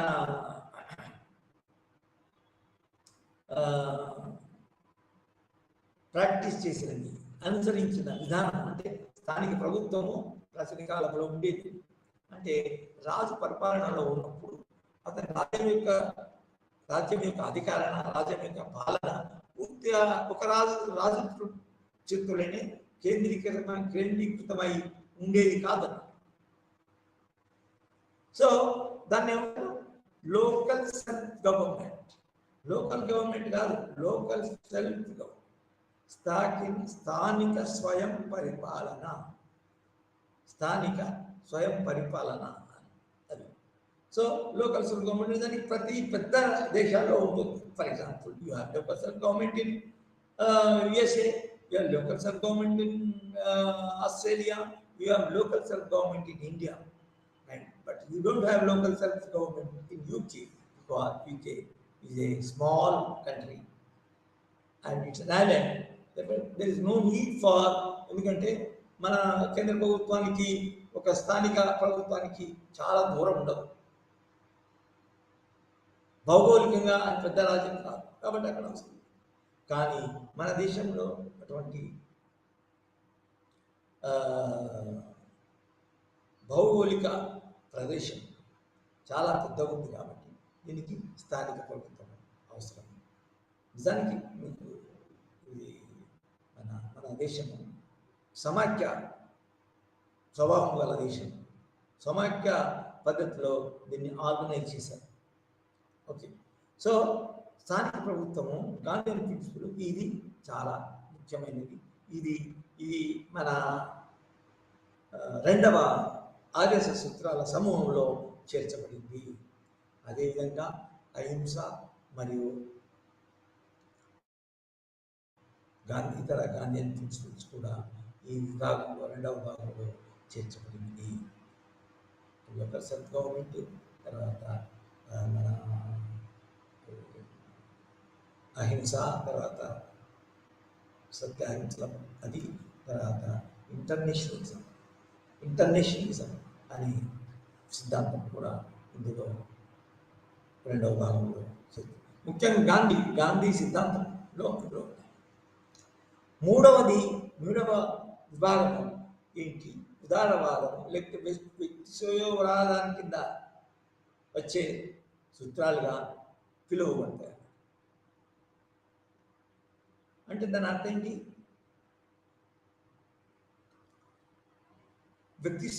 వ్యక్తిశ్రేయోవాదము లేకపోతే మైనారిటీ ప్రిన్సిపల్స్. అంటే మన దేశం సమాజంలో మైనారిటీ ప్రిన్సిపల్స్, మైనారిటీ యొక్క సంక్షేమం గురించి కూడా దేశం పట్టించుకోవాలని ఉంటుంది. అయితే ఈ మూడవ సిద్ధాంతంలో మన ఉదారవాద సిద్ధాంతం లేదు, వ్యక్తిశ్రేయోవాద సిద్ధాంతం ఎందుకన్నారంటే ఉదారవాద సిద్ధాంతము లిబరల్ ఒకటి సిద్ధాంతం ఏంటంటే అందరూ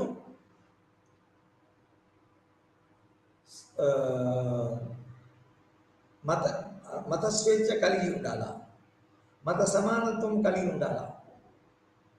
అంటే ఒకరి మతము ఒక విధంగా, ఒకరి మత స్వేచ్ఛలు ఒక విధంగా, ఇంకొకరి యొక్క మత స్వేచ్ఛ ఇంకొక విధంగా ఉండకుండా ఇక్కడ uniform religious code, uniform civil code అంటే పౌరులందరికీ సమానమైన హక్కులు, సమానమైన స్వేచ్ఛలు ఉండాలా, సమానమైన సివిల్ ప్రిన్సిపల్స్. ఫర్ ఎగ్జాంపుల్ ఇప్పుడున్న పరిస్థితి ఏంటంటే అంటే ఆదర్శ స్వభావం ఏంటంటే రాజ్యాంగంలో చేర్చారు కానీ అవి సాధించే విధంగా కూడా మన పరిపాలన జరగాలని ఆదర్శ సూత్రాలలో ఉందన్నాడు. అవి రాజ్యాంగం రచించినప్పుడు అవి లేవు.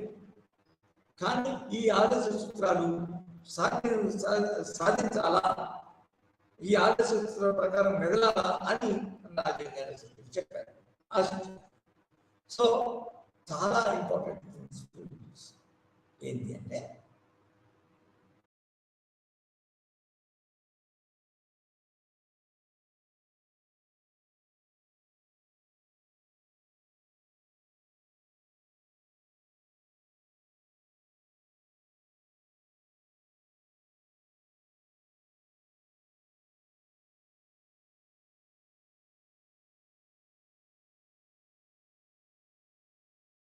ప్రకారం చూడబడాలి.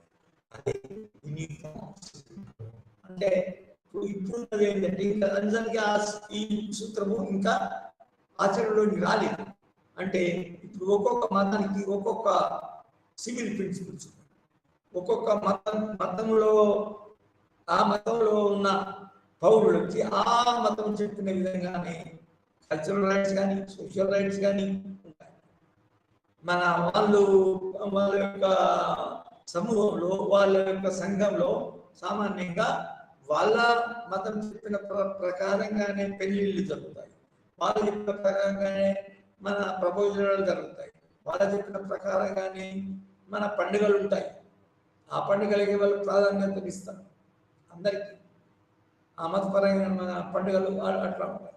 సో బుద్ధిస్ట్ కానీ మన హిందువులు కానీ ముస్లిమ్స్ కానీ అందరూ ఒకే విధంగా ఒకే ప్రిన్సిపల్స్ పాటించాలా. యూనిఫామ్ అంటే ఒకే విధమైన సో యూనిఫామ్ సివిల్ కోడ్ అని ఏర్పాటు చేయాలని మనకి మన ఈ 3వ రకమైన ఆదర్శ సూత్రంలో చేర్చబడింది. అది ఇంకా రావడానికి ప్రయత్నాలు జరుగుతున్నాయి. ఎందుకంటే సామాన్యంగా ముస్లిమ్స్ వాళ్ళ యొక్క మన మత ప్రకారంగానే వాళ్ళ యొక్క జీవన విధానము, వాళ్ళ యొక్క సాంస్కృతిక జీవన విధానం ఉండాలని వాళ్ళు అనుకుంటున్నారు.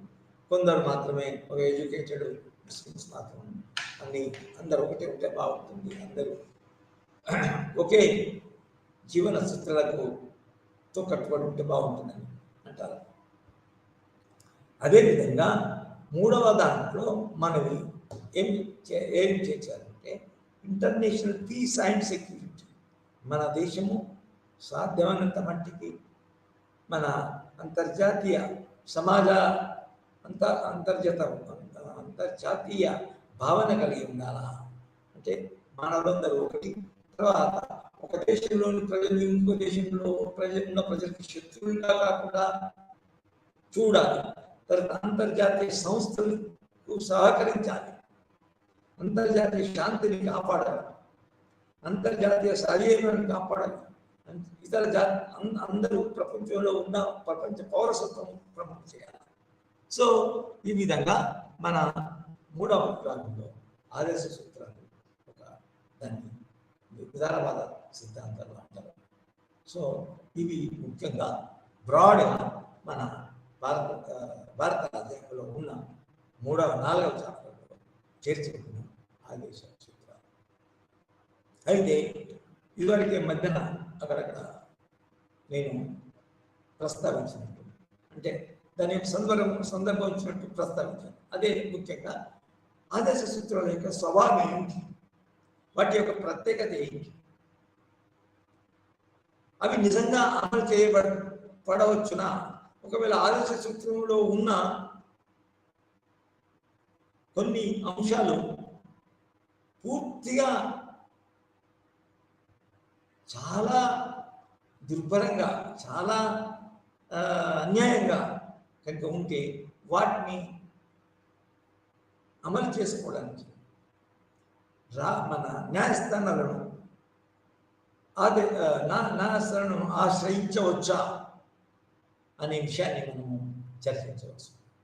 ఇదివరకే మనం ప్రాథమిక హక్కులలో మనము ఏం చేస్తాము, ప్రాథమిక హక్కులు అమలు పరుచుకోవడానికి మనము ఆ న్యాయస్థానాలని ఆశ్రయించవచ్చు.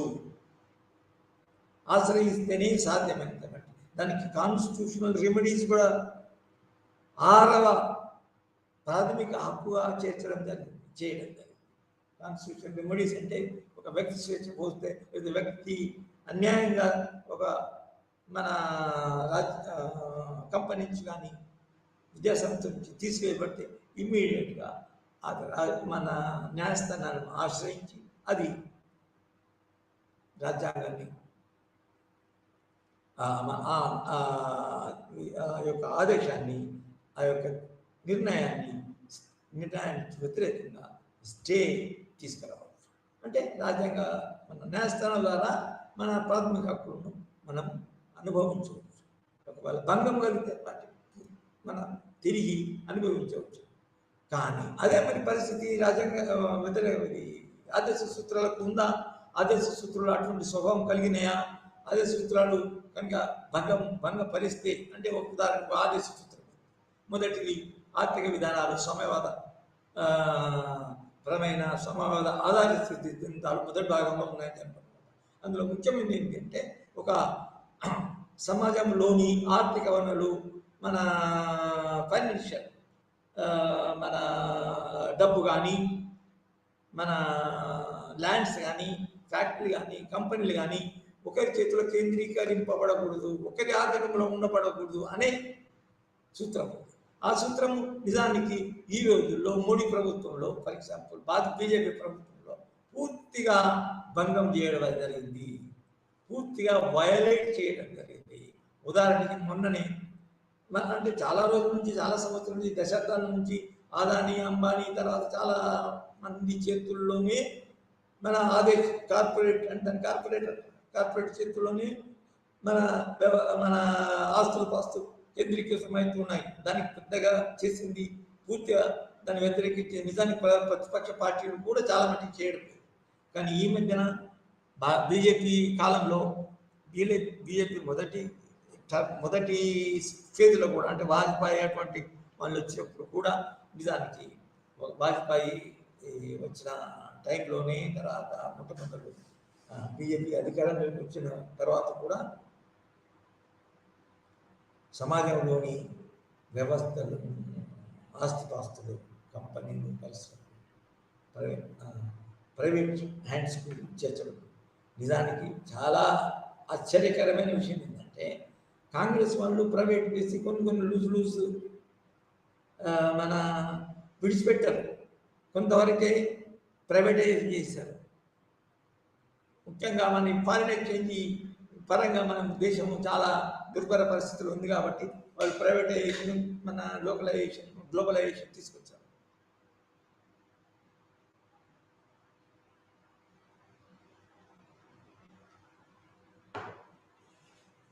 డిస్ఇన్వెస్ట్మెంట్ చేశారు ఎవరు? కాంగ్రెస్ వాళ్ళు కొంతమందికి.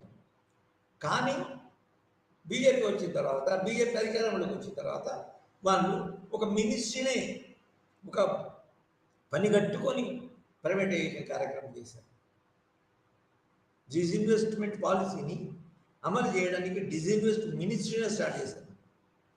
సో ఆ విధంగా నిజానికి ఆదర్శ సూత్రాలు వ్యతిరేకంగా సమాజంలోని ఆస్తిపాస్తులు కంపెనీలు అది కొందరి చేతిలోనే కేంద్రీకృతమై ఉండడం జరుగుతుంది. అందువల్లనే ఈ మధ్యనే ఆదానికి అనుకూలంగా కేంద్ర ప్రభుత్వము మెదిలిందని, దేశంలో ఉన్న చాలా పోర్ట్లన్నీ ప్రైవేటీకరణ జరపడం వేరు, ప్రైవేటీకరణ కొందరికి అనుకూలంగానే ఆస్తిపాస్తులు కొందరి చేతుల్లోకే పోయేటట్టు ప్రైవేటైజ్ చేయడము, అటువంటి పాలసీని అటువంటి విధానాన్ని అనుసరించడము అనేది ఇంకొక అన్యాయమైన ప్రజా వ్యతిరేక విధానం. సో మన దేశంలో మొట్టమొదటి మన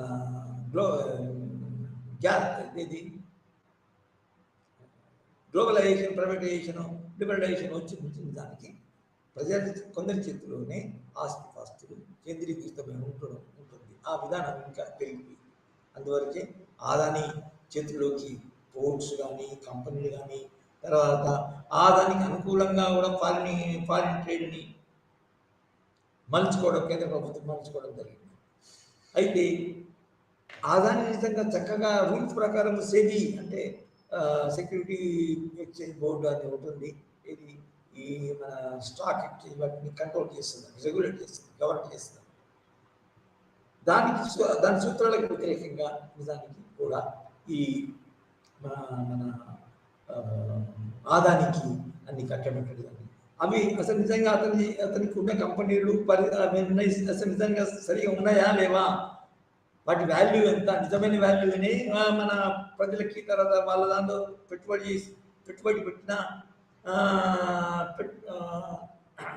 పెట్టుబడి పెట్టడానికి ప్రజలందరూ పెట్టుబడి పెట్టుకోవడానికి చిన్నోళ్ళు పెద్దోళ్ళు ఉంటారు కదా, షేర్ హోల్డర్స్ ఉంటారు కదా, వాళ్ళు పెట్టుబడి అనుకూలంగా ఉన్నాయా లేదా అని సరిగా ఆ కంపెనీ బాగున్నాయా లేదా చూడకుండానే ఈ ప్రభుత్వం వాటికి సపోర్ట్ ఇవ్వడం జరిగింది.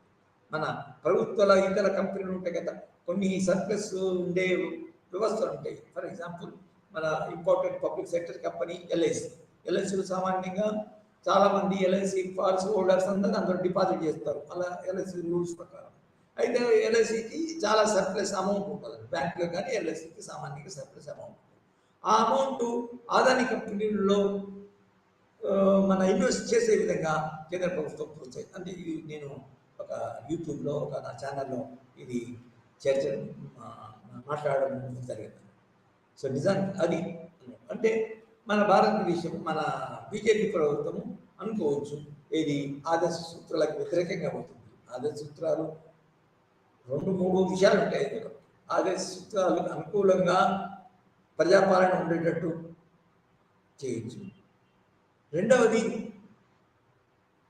ఆ విధంగా ఒక ప్రోగ్రెసివ్ స్టెప్స్ తీసుకోకుండా కనీసం ఆదర్శ సూత్రాలకు వ్యతిరేకంగా పోకుండా ఉండడం, 2 ఉండొచ్చు. కానీ ఇది ఆదర్శ సూత్రాలకు వ్యతిరేకంగానే పోతుంది. విడిచిపెట్టండి, ఆదర్శ సూత్రాలు అనుకూలంగా ప్రోగ్రెసివ్ స్టెప్స్ తీసుకోకుండా ఆదర్శ సూత్రాలకి వ్యతిరేకంగా పోతుంది. సో ఇది మన జరుగుతున్న విషయం, అమలు జరుగుతున్న విషయం. సో చెప్పాను కదా. అయితే ఇక్కడ ఏంటంటే దీనికి వ్యతిరేకంగా న్యాయస్థానాలకు పోవడానికి వీల్లేదు, అది న్యాయబద్ధమైనవి కాదు అది. రెండవది ఏంటంటే ఆదేశ సూత్రాలు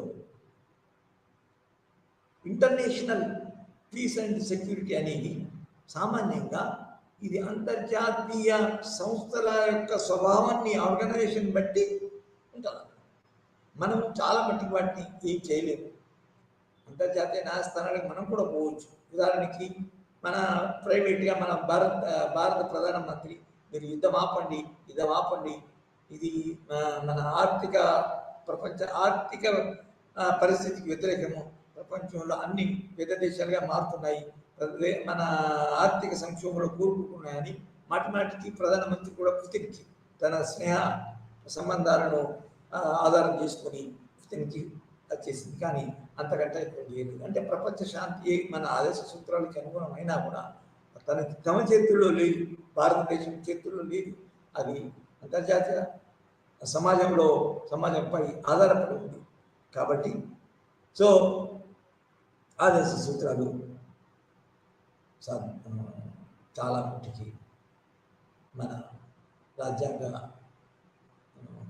ముఖ్యమైన న్యాయస్థానం ఏదైతే ఉందో రాజ్యాంగ సమీక్ష చేపట్టడానికి కొన్ని విషయాల్లో నిర్ణయాలను ప్రభుత్వాల యొక్క నిర్ణయాలను రద్దు చేయడానికి కూడా అవకాశం. ఆ ముఖ్యమైన న్యాయస్థానానికి మనము ఆదేశ సూత్రాల అమలు కొరకు పోవడానికి అది. అయితే కొన్ని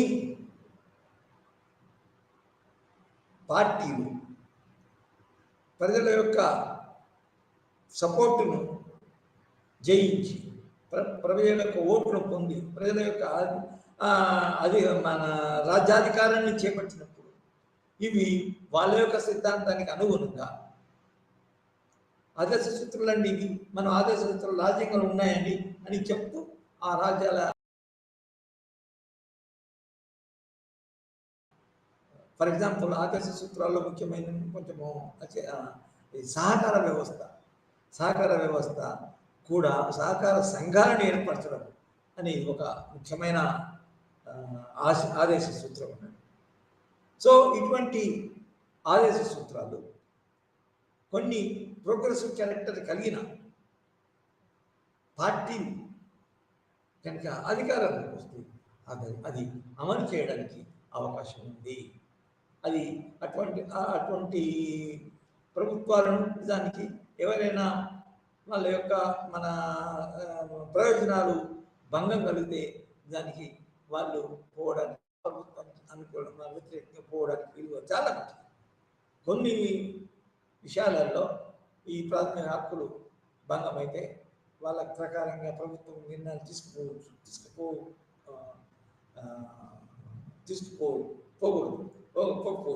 కానీ చాలా ఆదేశ సూత్రాలు మన కొన్ని ప్రభుత్వాలు అధికారంలోకి వస్తే అవి అమలు చేయవచ్చు అని మనం చెప్పొచ్చు. సో ఈ విధంగా మనము ఇవాళ ఆదర్శ సూత్రాలను ముఖ్యంగా మన భారత రాజ్యాంగం యొక్క సిద్ధాంతం ఏది, ఐడియాలజీ ఏంటి, ఏ డిరెక్షన్లో మన భారత సామాజిక ఆర్థిక నిర్మాణం జరగాల అని నిర్దేశించే సూత్రాలను మనం చర్చించాం. ముఖ్యంగా వీటిని మనము కొంచెం మొదటి నుంచి సమీక్షించుకుంటే, ఫస్ట్ ఇవి ఆదేశ సూత్రాలు భారత రాజ్యాంగంలో 4వ చాప్టర్లో చేర్చబడింది. ఇవి భారత రాజ్యాంగంలోని ముఖ్యంగా 51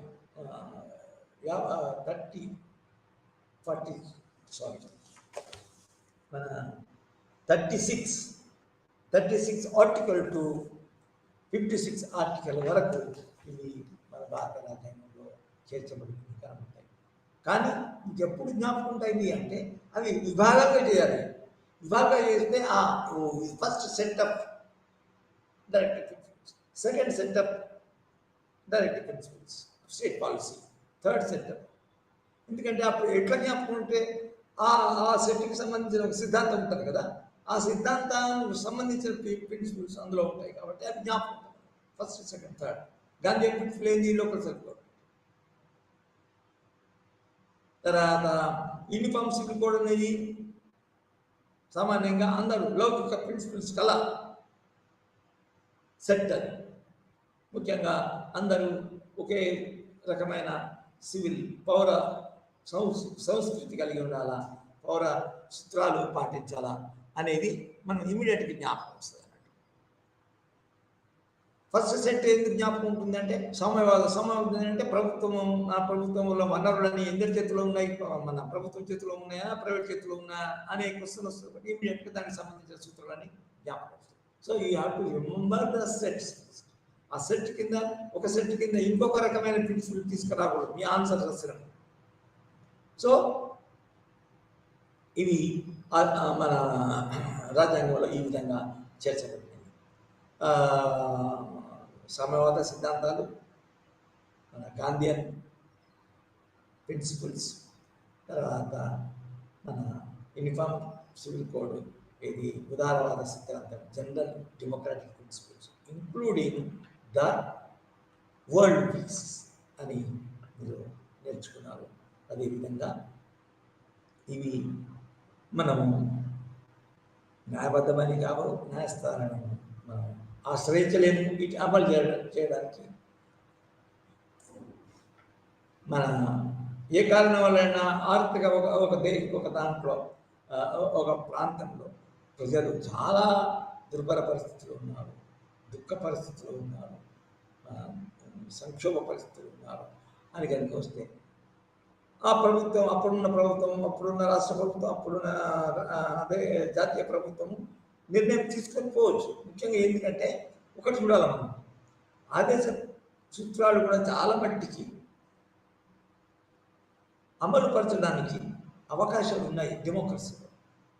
ఎలా అంటే మీరు ఈ సూత్రాలని, ఈ పాలసీలని అనుసరిస్తేనే, ఆ కొన్ని పాలసీలకు నిర్ణయం తీసుకుని కొన్ని నిర్ణయాలు ప్రజా సంక్షేమ సామ్యవాద సిద్ధాంతాన్ని పాటిస్తేనే మేము మీకు ఓటేస్తాము, లేకపోతే ఓటేయము అంటే అప్పుడు ఆ ప్రభుత్వాలు, ఆ పార్టీలు ఆదేశించడం అమలు చేయడానికి అవకాశం. దానికి పార్టీలు బాగా నిర్ణయించుకోవాలి. అందుకొరకే చాలా మట్టికి మన అంటే నిజంగా వాటికి మన సైద్ధాంతిక ప్రతిపత్తి లేదు. కానీ ప్రతివానికి ఉదాహరణకి మన తెలంగాణ ప్రభుత్వం కానీ, ఆంధ్రప్రదేశ్ ప్రభుత్వం కానీ అంటే బాగా ఉన్నాయి. ఏమేమి మనకు తెలుసు. వేరే ప్రభుత్వాలు కూడా సంక్షేమాన్ని పాటిస్తున్నాయి. వాటికి ఏం చేస్తున్నాయి? పాపులిస్టిక్ ప్రిన్సిపల్స్ అమలు చేస్తున్నాయి. అమ్మ ఒడి అని, కళ్యాణ రిచ్ అని, తర్వాత షాదీ ముబారక్ అని, తర్వాత రైతు బంధు, ఒక్కొక్క సెక్షన్కి సంబంధించిన ఉద్యోగులు కానీ, తర్వాత కార్మికులు కానీ, తర్వాత పౌరులు కానీ ఏ పౌరులు కానీ ఆ పౌరులకు కావాల్సిన బెనిఫిట్స్, ఆ పౌరులకు నష్టం జరిగే విధంగా, ఆ పౌరుల జీవన విధానం ఆదాయం పోకుండా ఉండేట్టు పాలసీలు చేస్తుంది. నిజానికి ఆదేశ సూత్రాలకి అది దానికి సంబంధం ఉంది. ఆదేశ సూత్రాలని నిజానికి అవి పాటిస్తున్నట్టే. కానీ అది ఒక పాపులిస్టిక్ ఏంటంటే ఉచితంగా ఇవ్వడము, తర్వాత మన ఆర్థిక విధానానికి సంబంధం లేకుండా మన మన ఇది ఇది మన policy నిర్దేశించడం. For example Rythu Bandhu అనే పాలసీ, రైతు సంక్షేమం చూడడమే ఆదేశ సూత్రాలకు అనుకూలమే. కానీ రైతు బంధు ఇవ్వాలి రేపు అతను రాష్ట్ర ప్రభుత్వం తెలంగాణ ప్రభుత్వం ఇచ్చేదేంటంటే ఆయన సూత్రము ఆదాని కూడా మన రైతు బంధు ఇవ్వాలా అనే పద్ధతిలో ఉందని. సో అంటే సరైన పద్ధతులు అంటే ఒక ఓట్లను ఆశించి చేసిన నిర్ణయాలే చాలా ఎక్కువ ఉన్నాయని చెప్పచ్చు. సో ఈ విధంగా మన ఆదేశ సూత్రాలు చాలా ముఖ్యమైనవి అని తెలుసుకున్నాము. Thank you very much.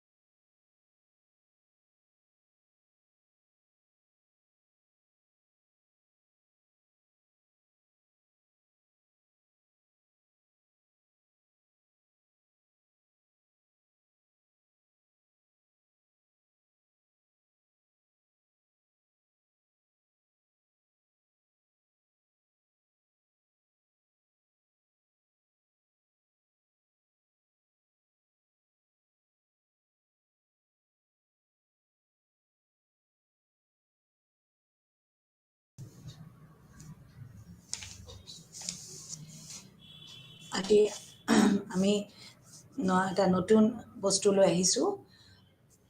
সেইটো হ'ল এগ্ৰিগেট ডিমাণ্ড কাৰ্ভ, অসমীয়াত ক'ব সৰ্বমুঠ চাহিদা ৰেখা। এই সৰ্বমুঠ চাহিদা ৰেখাৰ আমাৰ ৰেখাডাল এখন অৰ্থনীতি এখনৰ চাহিদা ৰেখাৰ সমষ্টি নহয়। ই হ'ল বা ই এনেকুৱাও নহয় যে ব্যষ্টিবাদী অৰ্থবিজ্ঞানৰ অৰ্থাৎ মাইক্ৰ' ইকনমিক্সৰ যি বজাৰ চাহিদাৰ ৰেখাডাল, দামৰ লগত চাহিদাৰ যি সম্পৰ্ক দেখুৱায় সেই ৰেখাডালো নহয়। এইটো সমষ্টিবাদী অৰ্থনীতিৰ এটা নতুন কনচেপ্ট, এগ্ৰিগেট ডিমাণ্ড কাৰ্ভ, সৰ্বমুঠ চাহিদা ৰেখা।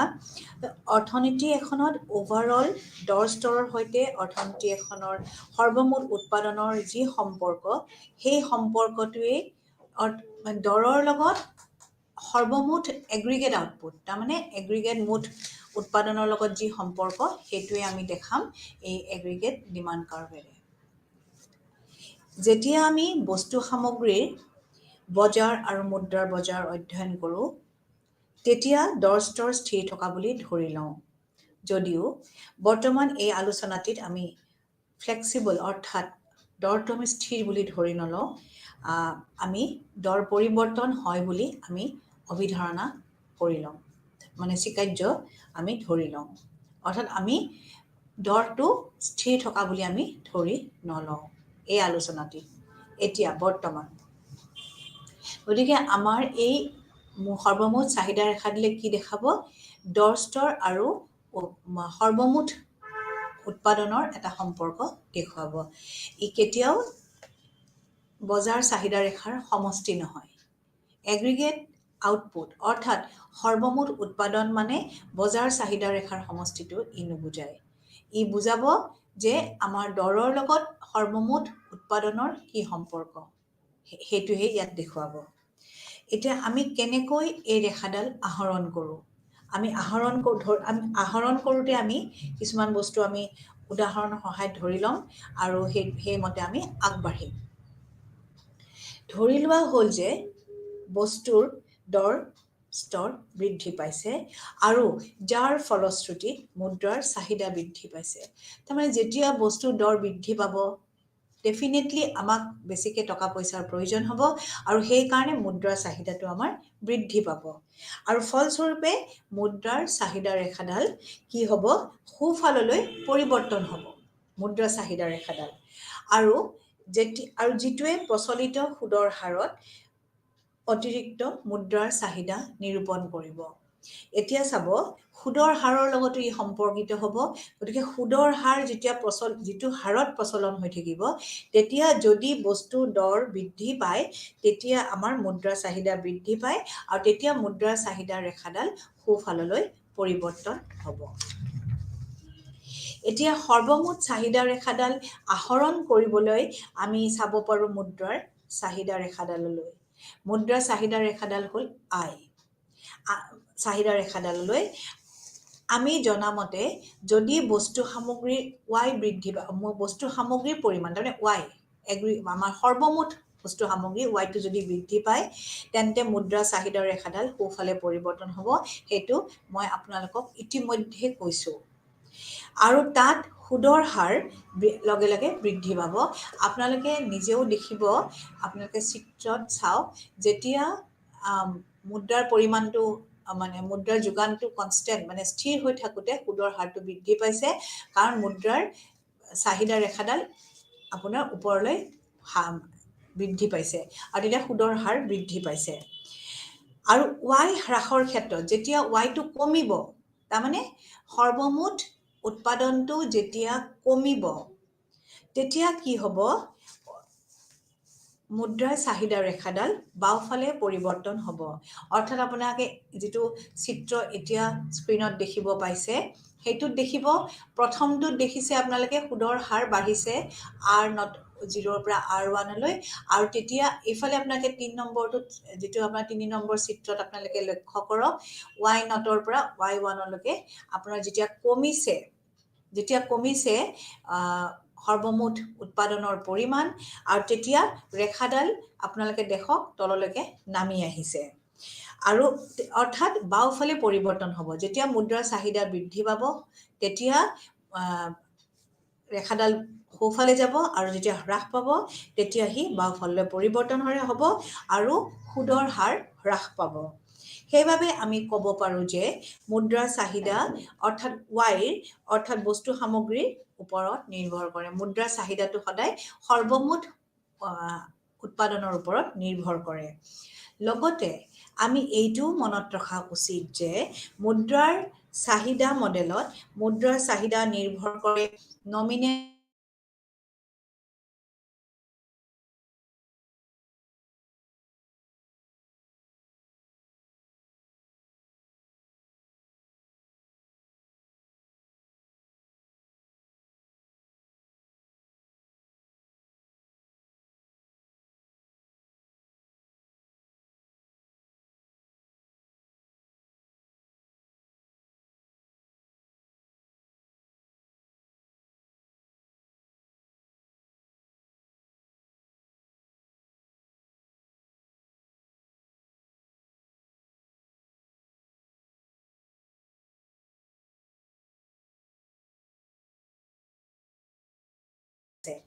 আৰু তেতিয়া যদি আমাৰ প্ৰকৃত আয়টো বৃদ্ধি পায়, যদি আমাৰ যিটো ৰিয়েল ইনকামটো যদি বৃদ্ধি পায় আৰু লগে লগে আমাৰ কি হ'ব নমিনেল ইনকামো PY টো বৃদ্ধি পাব।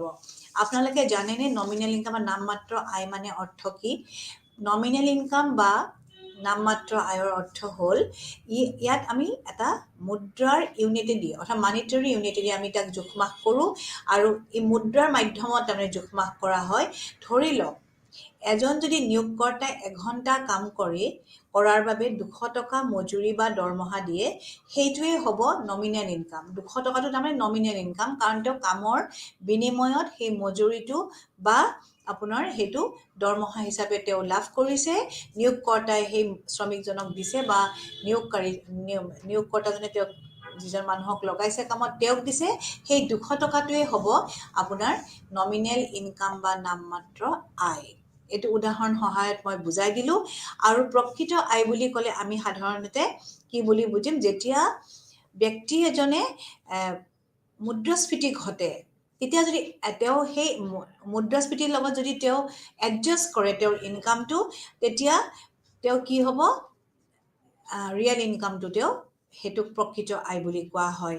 আৰু আমি সদায় ৰিয়েল ইনকাম ইনফ্লেশ্যনেৰী আমি কেলকুলেট যদি কৰোঁ তেতিয়া আমি নমিনেল ইনকামটোক প্ৰাইচ লেভেল দি আমি কেলকুলেট কৰি অৰ্থাৎ নমিনেল ইনকাম প্ৰকৃত আয়টোক আমি প্ৰাইচ লেভেলেদি অৰ্থাৎ স্তৰেদি ডিভাইড কৰি পেলাই আমি প্ৰকৃত আয় বা ৰিয়েল ইনকামটো আমি পাব পাৰোঁ।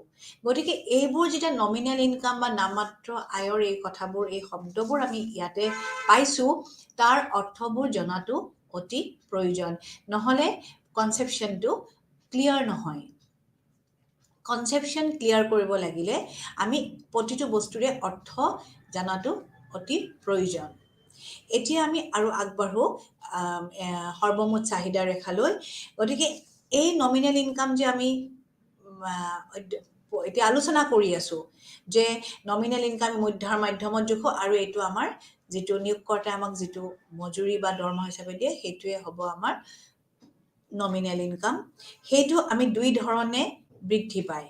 যদি আপোনাৰ প্ৰকৃত আয় বৃদ্ধি পালে তেতিয়া আপোনাৰ বৃদ্ধি পাব নমিনেল ইনকাম নামমাত্ৰ আয়, আৰু যদি স্তৰ বৃদ্ধি পায় তেতিয়াও আপোনাৰ প্ৰকৃত আয়টো বৃদ্ধি পাব। এই দুই ধৰণে নমিনেল ইনকাম বা নামমাত্ৰ আয়টো বৃদ্ধি পায়। আৰু ইতিমধ্যে আমি কৈছোঁৱেই যে নমিনেল ইনকাম বৃদ্ধিয়ে মুদ্ৰাৰ চাহিদা ৰেখাডাল সোঁফালে পৰিৱৰ্তন কৰে আৰু যিটোৱে সুদৰ হাৰো বৃদ্ধি কৰে।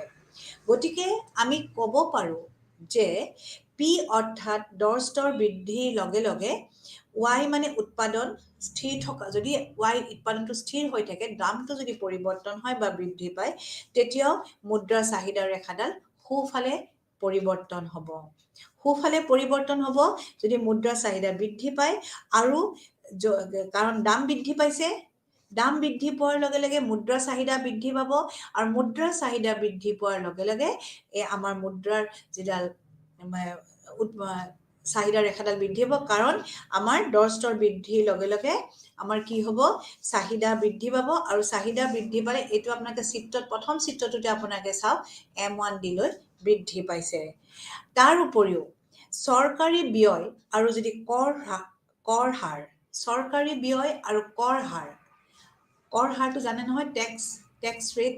চৰকাৰী ব্যয় মানে গভৰ্ণমেণ্ট এক্সপেণ্ডিচাৰ, চৰকাৰে বিভিন্ন ক্ষেত্ৰত বিভিন্ন সময়ত ব্যয় কৰে, সেইটোক কয় চৰকাৰী ব্যয়। আৰু আপোনালোকেতো জানেই কৰ, প্ৰত্যক্ষ কৰ, পৰোক্ষ কৰ, কিছুমান ইনকামৰ ওপৰত প্ৰত্যক্ষ কৰ আৰোপ কৰে, বস্তু সামগ্ৰীৰ ওপৰত পৰোক্ষ কৰ আৰোপ কৰে। এই চৰকাৰী ব্যয়, কৰ হাৰ, এইবোৰ হ'ল ৰাজস্ব নীতিৰ উপাদান, তাৰমানে চলক, ভেৰিয়েবলছ বুলি কয়। তাৰমানে আমাৰ দুখন নীতি আছে, এখন হ'ল ৰাজহ নীতি বা ৰাজস্ব নীতি, আৰু এখন হ'ল মুদ্ৰা নীতি বা মানিটাৰী পলিচি বুলি কয়। ফিস্কেল পলিচি, মানিটাৰী পলিচি, ৰাজস্ব নীতি আৰু মানিটাৰী পলিচি, মুদ্ৰা নীতি। ৰাজস্ব নীতিত আমি কি অধ্যয়ন কৰোঁ? চৰকাৰী আয় আৰু ব্যয়। তাৰমানে চৰকাৰে ক'ত ব্যয় কৰে, চৰকাৰে ক'ৰ পৰা আয় কৰে। চৰকাৰৰ নিজে ব্যয় কৰিব লাগিলেও চৰকাৰে আয় আহৰণ কৰিব লগা হয়।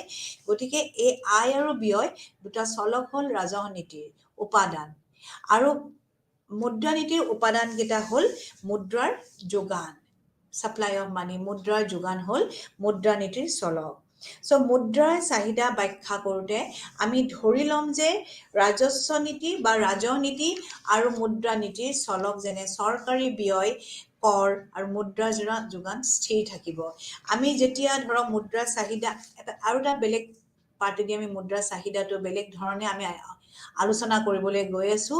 আৰু সেইখিনি সময়তে আমি ধৰি ল'ম যে আমাৰ যিটো চৰকাৰী ব্যয়, ৰাজহ নীতিৰ চলক, আৰু যিটো কৰ আৰু মুদ্ৰাৰ যোগানটো মই আপোনাক ক'লোৱে মুদ্ৰা নীতিৰ ভেৰিয়েবল হয়।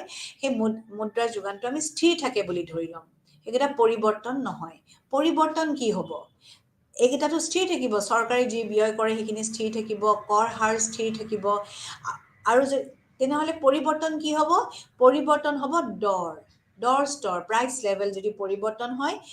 আৰু সেই পৰিৱৰ্তন হ'লে আমি এনেকৈ ধৰি ল'ম যে চৰকাৰে কোনো ধৰণৰ পদক্ষেপ গ্ৰহণ নকৰে, অৰ্থাৎ একে থাকিব, আয় ব্যয় একে থাকিব, মুদ্ৰা যোগান একে থাকিব। দৰৰ স্তৰ পৰিৱৰ্তন হ'লেও চৰকাৰে কোনো ধৰণৰ পদক্ষেপ গ্ৰহণ নকৰে। এতিয়া এইখিনি আমি স্বীকাৰ্য ধৰি লৈছোঁ। এতিয়া আমি আলোচনা কৰিম দৰ স্তৰৰ পৰিৱৰ্তনৰ প্ৰভাৱ। এইখিনিতো একে থাকিব, মই বাৰে বাৰে ৰিপিট কৰি কৈছোঁ, ব্যয়, চৰকাৰী ব্যয়, কৰৰ হাৰ আৰু লগতে মুদ্ৰাৰ যোগানটো একে থাকিব, পৰিৱৰ্তন হ'ব দৰ স্তৰ। আৰু এই দৰ স্তৰৰ পৰিৱৰ্তনৰ প্ৰভাৱটো এতিয়া কেনেকুৱা হ'ব?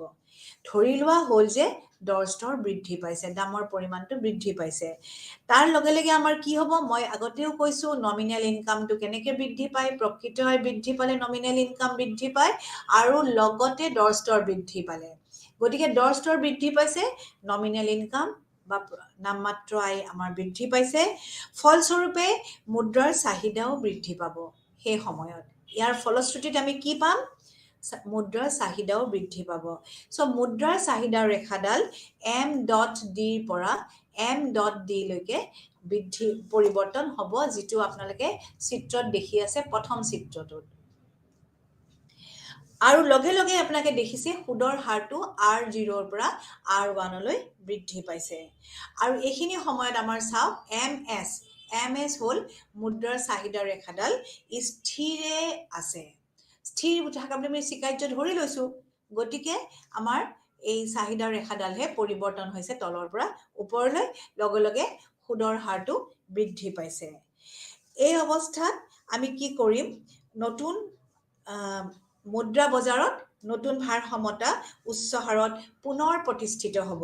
তাৰমানে ওপৰত গৈ এটা ভাৰসমতা, তলত এটা ভাৰসমতা R.M.D এটা ভাৰসমতা সৃষ্টি হয়, তাৰ ওপৰত আকৌ এটা নতুন ভাৰসমতা সৃষ্টি হ'ব, যিটো আমি চিত্ৰত ক্লিয়াৰলি দেখা পাইছোঁ প্ৰথম চিত্ৰটি। এতিয়া সুদৰ হাৰ বৃদ্ধিয়ে কি কৰিব? পৰিকল্পিত বিনিয়োগ I1 পৰা I1 লৈ হ্ৰাস কৰিব। এতিয়া চাব আপোনালোকে, প্ল্যান্ড ইনভেষ্টমেণ্ট পৰিকল্পিত বিনিয়োগ 2 নম্বৰ চিত্ৰটোত আপোনালোকে লক্ষ্য কৰক এইফালে OX এক্সিছত যিডাল দেখাইছে সেইটো দেখাইছে প্ল্যান্ড ইনভেষ্টমেণ্ট অৰ্থাৎ পৰিকল্পিত বিনিয়োগ আৰু এইফালে OY দেখাইছে সুদৰ হাৰ যেতিয়াই আমাৰ মুদ্ৰাৰ চাহিদাটো বৃদ্ধি পাব ওপৰলৈ সুদৰ হাৰ বাঢ়িব R0 পৰা R1 লৈ তেতিয়া আমাৰ ইনভেষ্টমেণ্টটো কমি যাব অৰ্থাৎ সুদৰ হাৰ বৃদ্ধিৰ লগে লগে আমাৰ পৰিকল্পিত বিনিয়োগটো I0 পৰা I1 লৈ হ্ৰাস পাব 2 নম্বৰ চিত্ৰটোত সেইটো স্পষ্টকৈ দেখা পোৱা গৈছে ফলস্বৰূপে আমাৰ কি হ'ব ইফালে আপোনালোকে থাৰ্ড চিত্ৰটোত চাওক 3 নম্বৰ চিত্ৰটোত আমাৰ সৰ্বমুঠ চাহিদা C plus I0 plus G ৰ পৰা C plus I1 plus G লৈ হ্ৰাস হ'ব এইটো হ'ল আমাৰ সৰ্বমুঠ চাহিদা কনজাম্পশন ইনভেষ্টমেণ্ট গভৰ্ণমেণ্ট এক্সপেণ্ডিচাৰ এইখিনি আমাৰ তলত নামি আহিব কাৰণ ইনভেষ্টমেণ্ট কমিছে গতিকে আমাৰ সৰ্বমুঠ চাহিদাও কমিছে সুদৰ হাৰ বাঢ়িছে ফলস্বৰূপে ভাৰসাম্য উৎপাদন এই যেতিয়া আমাৰ সৰ্বমুঠ চাহিদা কমি গ'ল তেতিয়া জানো আমি উৎপাদন একে থাকিব বৃদ্ধি পাব কেতিয়াও নাপায় তেতিয়া আমাৰ কি হ'ব উৎপাদনৰ পৰিমাণ Y0 পৰা Y1 লৈ হ্ৰাস পাব দেখিছেনে আপোনালোকে চিত্ৰ 3 নম্বৰ দিয়া আছে যেতিয়াই C সৰ্বমুঠ চাহিদাটো C plus I0 পৰা G লৈ পৰা C plus I1 plus G লৈ হ্ৰাস হৈছে কাৰণ পৰিকল্পিত বিনিয়োগ হ্ৰাস হৈছে I0 পৰা I1 লৈ কাৰণ সুদৰ হাৰটো বৃদ্ধি পাইছে আপোনাৰ বিনিয়োগ আৰু সুদৰ হাৰৰ এটা বিপৰীতমুখী সম্পৰ্ক আছে সেইটো কাৰণে আমাৰ সৰ্বমুঠ উৎপাদনৰ পৰিমাণো আমাৰ হ্ৰাস পাইছে Y0 পৰা Y1 লৈ যদি ওলোটাভাৱে আপোনালোকে এইটো আলোচনা কৰিব বা বুজিবলৈ চেষ্টা কৰে তেতিয়া আপোনালোকে চাওক দৰ স্তৰ হ্ৰাস পাইছে তাৰ ফলস্বৰূপে আমাৰ কি হৈছে যিডাল আমাৰ মুদ্ৰা চাহিদা ৰেখা ডাল বাওঁফাললৈ পৰিৱৰ্তন হ'ব তললৈ নামি আহিব M0 D লৈকে আৰু সুদৰ হাৰৰ লগে লগে R1 পৰা R0 লৈ হ্ৰাস পাব আৰু পৰিকল্পিত বিনিয়োগ আমাৰ বৃদ্ধি পাব I1 পৰা I1 লৈ কাৰণ সুদৰ হাৰ হ্ৰাস পাইছে ফলস্বৰূপে Y ৰ ভাৰসাম্য মূল্য উচ্চ হ'ব আৰু মুঠ উৎপাদনৰ পৰিমাণো Y0 পৰা Y1 লৈ 0 লৈ Y1 পৰা Y0 লৈ বৃদ্ধি পাব যদি আমি কনভাৰ্সলি উলুটাকৈ চাবলৈ যাওঁ আগৰটোৰ পৰা উলুটা এটা চিত্ৰ যদি আমি অধ্যয়ন কৰিব যাওঁ বা ফহিয়াই চাবলৈ যাওঁ তেতিয়া আমি এই অৱস্থাটো আমি দেখা পাম গতিকে এই আলোচনাটিৰ পৰা দেখা গ'ল যে দৰ হাৰ P আৰু AD সৰ্বমুঠ চাহিদাৰ সম্পৰ্ক সদায় বিপৰীতমুখী আৰু সেইটোৱে আমি চিত্ৰটোত দেখিবলৈ পাইছো গতিকে দৰ আৰু সৰ্বমুঠ আয় বা উৎপাদনৰ যিটো ঋণাত্মক সম্পৰ্ক এই সম্পৰ্কটোৰ দ্বাৰাই আমি কি আহৰণ কৰিব পাৰো সৰ্বমুঠ চাহিদা ৰেখা এইটো লগতে মনত ৰখা উচিত যে যি চৰকাৰী ব্যয় T কৰৰ হাৰ আৰু MS মুদ্ৰাৰ যোগান স্থিৰ থাকিব এইখিনি কিন্তু আমি ধৰি ল'ব লাগিব এই আলোচনাটিত অৰ্থাৎ সৰ্বমুঠ চাহিদা ৰেখাৰ আহৰণটো আমি আলোচনা কৰিবলৈ যাওঁতে আমি এইটো স্বীকাৰ্য ধৰি ল'ব লাগিব যে চৰকাৰী ব্যয় কৰৰ হাৰ T আৰু মুদ্ৰাৰ যোগানটো স্থিৰ থাকিব আৰু এটা গুৰুত্বপূৰ্ণ কথা ইয়াতে আছে সেইটো হৈছে যে সামগ্ৰীৰ বজাৰ আৰু মুদ্ৰা বজাৰ ভাৰসাম্যতা AD ৰেখাৰ প্ৰতিটো বিন্দুৱে দেখুৱায় আপোনালোকে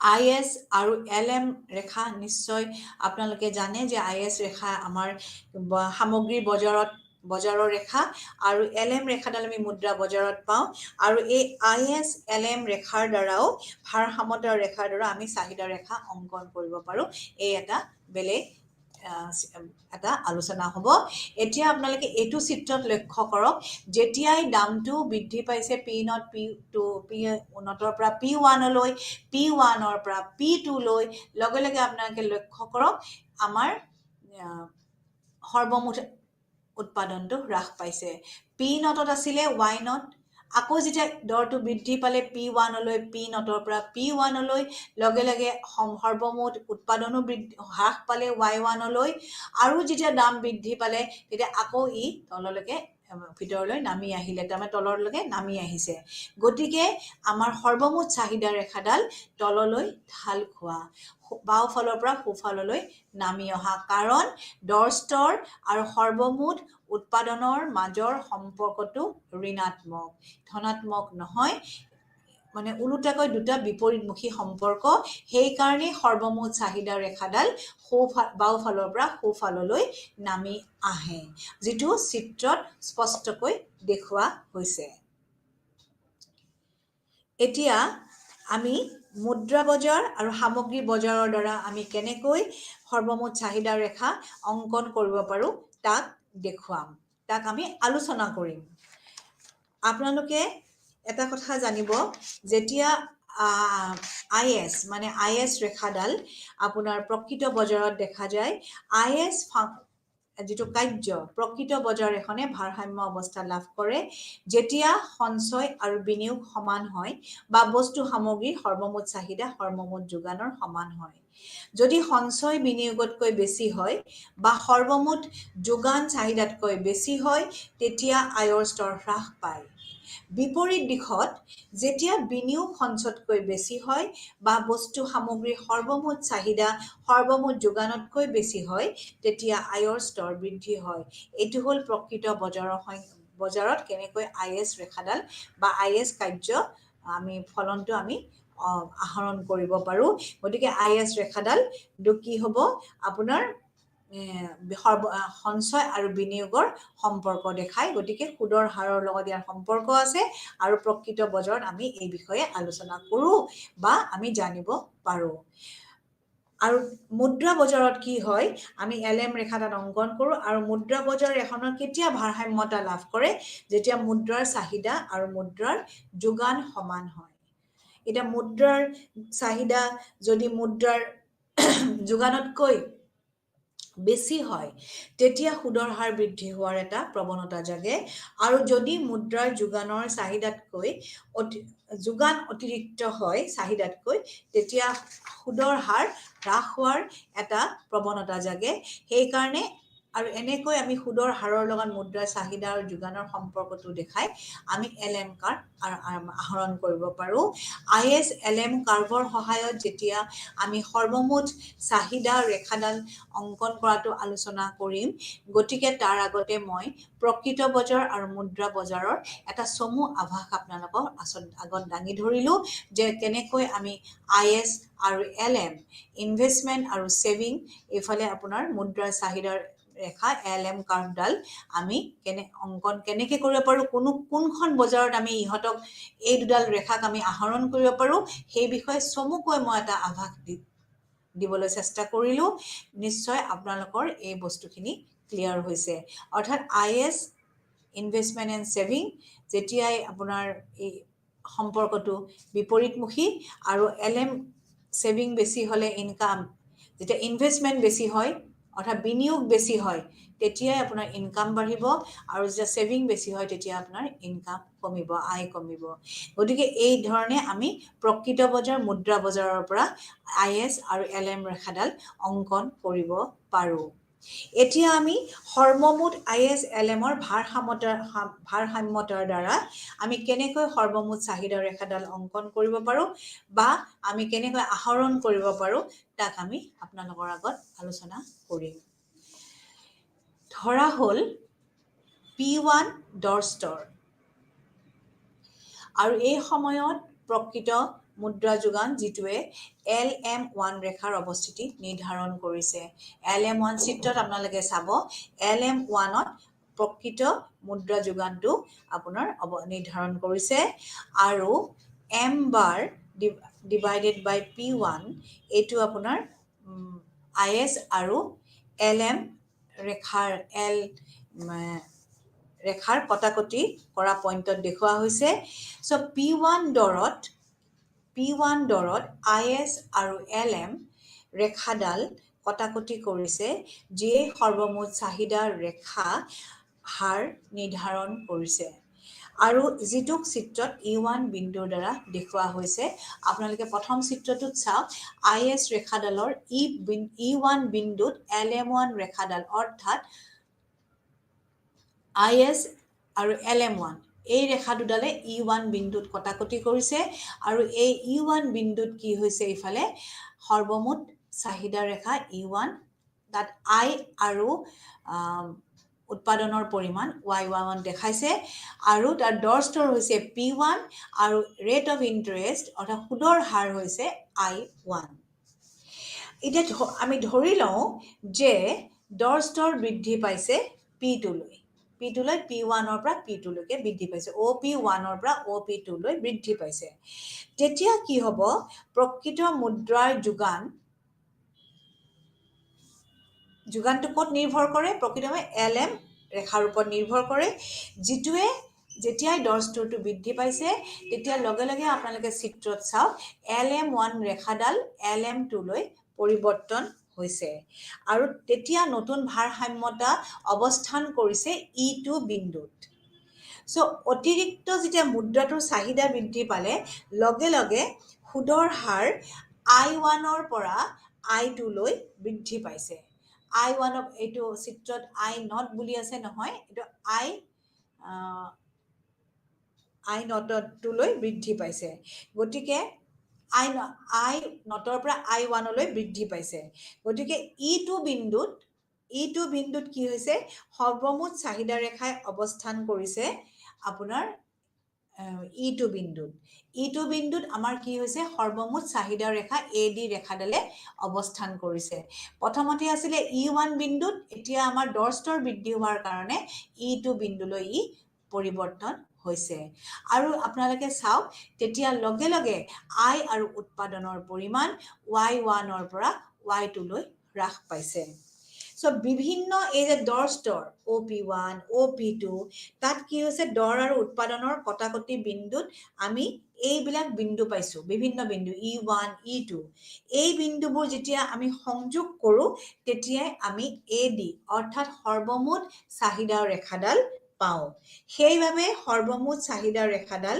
তলফাললৈ ঢাল খোৱা হয় যদি সম্পূৰ্ণৰূপে দৰ স্তৰ বৃদ্ধি পালে অৰ্থনীতিত মুঠ উৎপাদন কমিব ধৰে ওলোটাকৈ যদি সম্পূৰ্ণৰূপে দৰ স্তৰ হ্ৰাস পায় ধৰক P2 পৰা P1 লৈ হ্ৰাস পাইছে আৰু তেতিয়া I বা উৎপাদনৰ পৰিমাণ OY2 পৰা OY1 লৈ বৃদ্ধি পায় অৰ্থাৎ ই ঋণাত্মক সম্পৰ্ক বিপৰীতমুখী সম্পৰ্ক দৰ বাঢ়িছে ইনকাম কমিছে দৰ আউটপুট কমিছে দৰ কমিছে এইটো বাঢ়িছে উৎপাদন বা আয় বাঢ়িছে এটো আমি IS আৰু LM ৰ সহায়ত আমি আলোচনা কৰি আছো আগৰখিনিত লগত ইয়াৰ সম্পৰ্ক নাই আমি IS আৰু LM ৰ সহায়ত আমি কেনেকৈ এগ্ৰিগেট ডিমান্ড গ্ৰাফটো ডিৰাইভ কৰিম আমি সেইটোক আলোচনা কৰি আছো আৰু ইয়াতো আমি দেখিছো যে দৰ বৃদ্ধিৰ লগে লগে ইনকাম আউটপুট কমে আয় আৰু উৎপাদনৰ পৰিমাণ কমে দৰ কমাৰ লগে লগে ইনকাম আৰু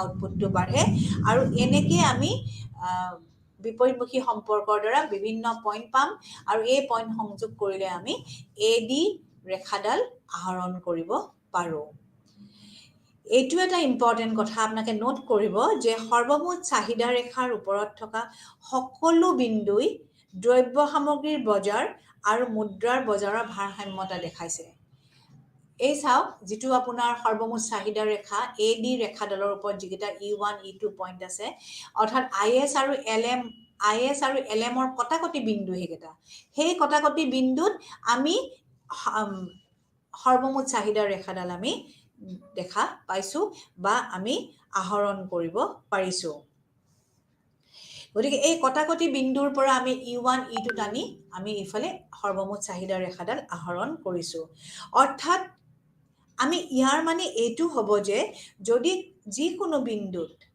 AD ৰেখাৰ পৰা যদি আতৰি যায় সাপোজ কোনোবা এটা বিন্দু AD ৰেখাৰ পৰা আতৰি গ'ল তেতিয়া একে সময়তে দুইখন বজাৰে ভাৰসাম্যতা লাভ নকৰে অকল সেই সৰ্বমুঠ চাহিদা ৰেখাডালৰ ওপৰত যিকেইটা বিন্দু থাকিব সেই ধৰক E1 E2 সেই বিন্দু কেইটাতহে এই দুখন বজাৰ প্ৰকৃত বজাৰ মুদ্ৰা বজাৰ IS LM এই দুখন বজাৰে ভাৰসাম্যতা লাভ কৰে বেলেগ বজাৰত মানে কৰে বেলেগ যদি কোনোবা পইণ্ট E1 পইণ্টটো ধৰি লওক আঁতৰি গুচি গ'ল এই ডি কাৰ্ভৰ ওপৰৰ পৰা তেতিয়া এই দুখন বজাৰে ভাৰসাম্যতা লাভ নকৰিব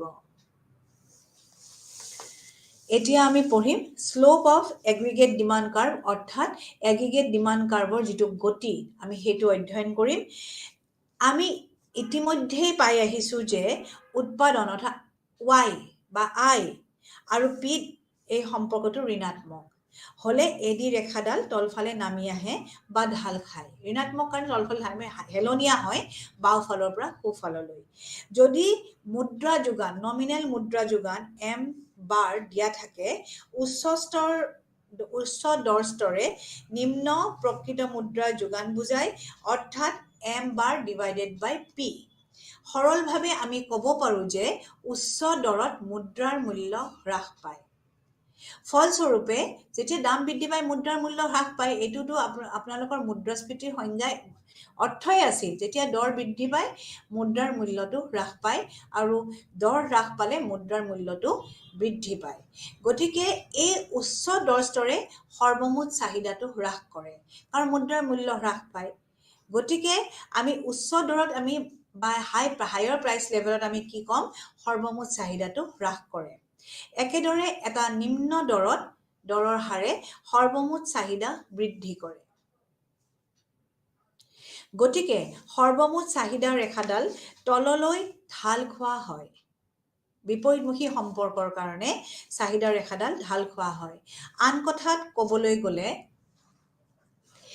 কথাত ক'বলৈ গ'লে যিবোৰ উপাদানে IS আৰু LM ৰেখাৰ যিডাল শ্লোপ হেলনীয়া হোৱা বা গতি নিৰ্ধাৰণ কৰে সেইবোৰ কাৰকো সৰ্বমুঠ চাহিদা ৰেখাৰ হেলনীয়া যিটো গতি সেইটো নিৰ্ধাৰণ কৰে মানে IS LM কাৰ্ভো যেতিয়া যিটো গতি নিৰ্ধাৰণ কৰে যিবোৰ উপাদানে যে IS ডাল কিয় হেলনীয়া হ'ল এইটো যিবিলাক উপাদানে গতি মানে নিৰ্ধাৰণ কৰে IS কাৰ্ভডালৰ বা LM কাৰ্ভৰ গতি সেই উপাদানবিলাকেও সৰ্বমুঠ চাহিদা ৰেখাৰ যিটো গতি বা শ্লোপ একেই উপাদানেই নিৰ্ধাৰণ কৰে উচ্চ দৰত মুদ্ৰা মূল্য হ্ৰাস পায় মুদ্ৰাৰ মূল্য হ্ৰাস পায় কাৰণে সৰ্বমুঠ চাহিদা হ্ৰাস পায় আৰু সেই কাৰণে ইয়াৰ এই ঋণাত্মক সম্পৰ্ক বিপৰীতমুখী সম্পৰ্কটোৰ কাৰণে দৰৰ লগত উৎপাদনৰ সেইটো কাৰণে আমাৰ সৰ্বমুঠ চাহিদা ৰেখাডাল বাওঁফালৰ পৰা সোঁফাললৈ তললৈ নামি অহা এতিয়া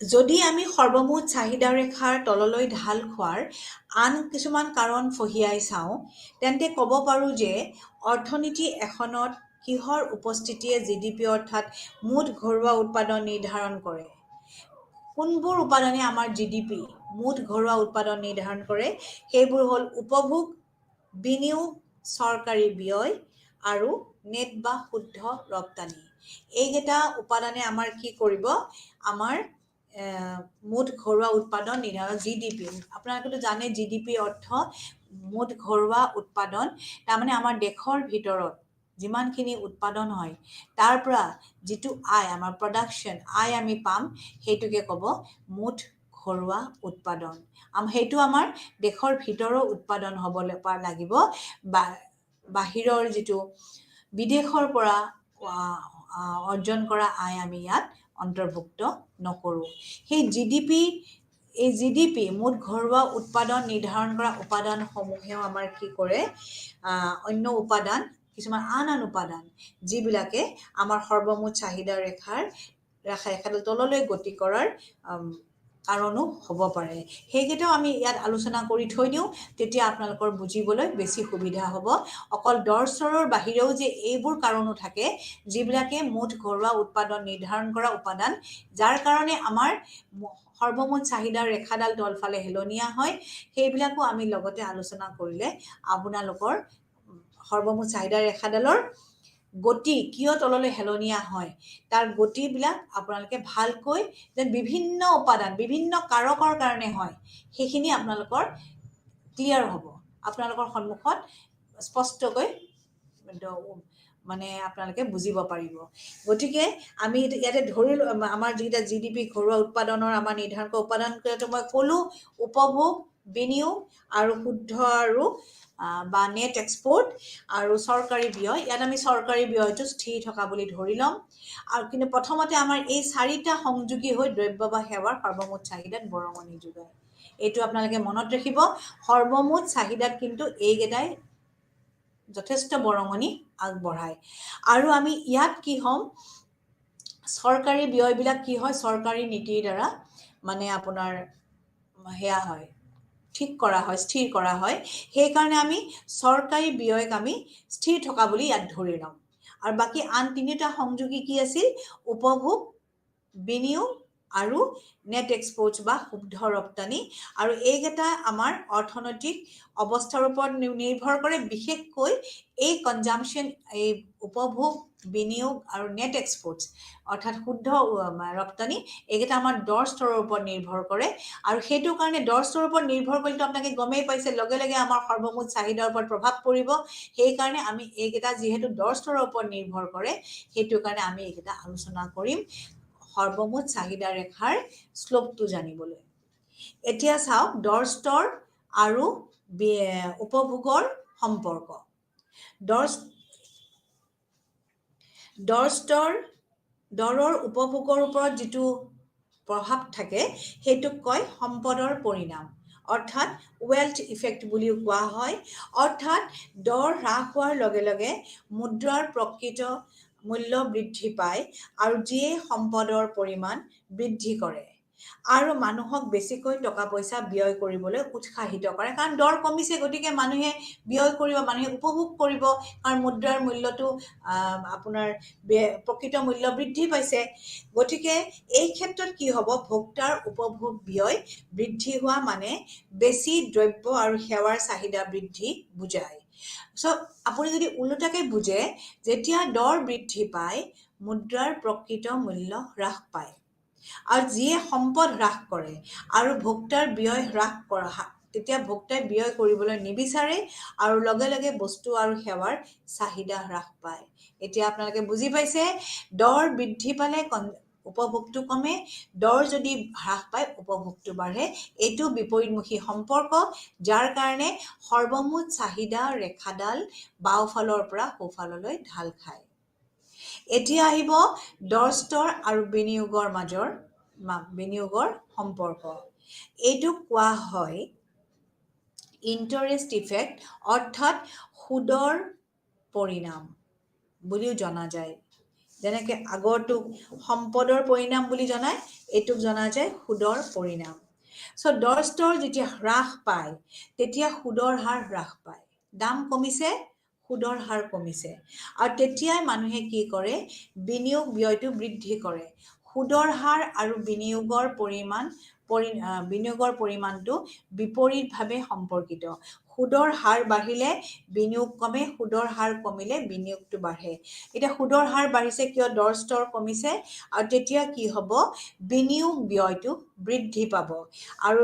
আৰু সেইবাবে বস্তু আৰু সেৱাৰ বিনিয়োগ বৃদ্ধি পোৱাৰ লগে লগে মানুহৰ যেতিয়া ইনকাম বাঢ়িব, তেতিয়া বস্তু আৰু সেৱাৰ চাহিদাও সমানে বৃদ্ধি পাব। আৰু যদি ওলোটাকৈ আপুনি ক'বলৈ যায়, দৰ বৃদ্ধিয়ে সুদৰ হাৰ বৃদ্ধি কৰে, আৰু যিয়ে বিনিয়োগ ব্যয় হ্ৰাস কৰে, আৰু লগে লগে বস্তু সামগ্ৰী আৰু সেৱাৰ চাহিদা হ্ৰাস কৰে। তাৰমানে দৰ বাঢ়িলে বিনিয়োগ কমে আৰু দৰ কমিলে বিনিয়োগ বাঢ়ে।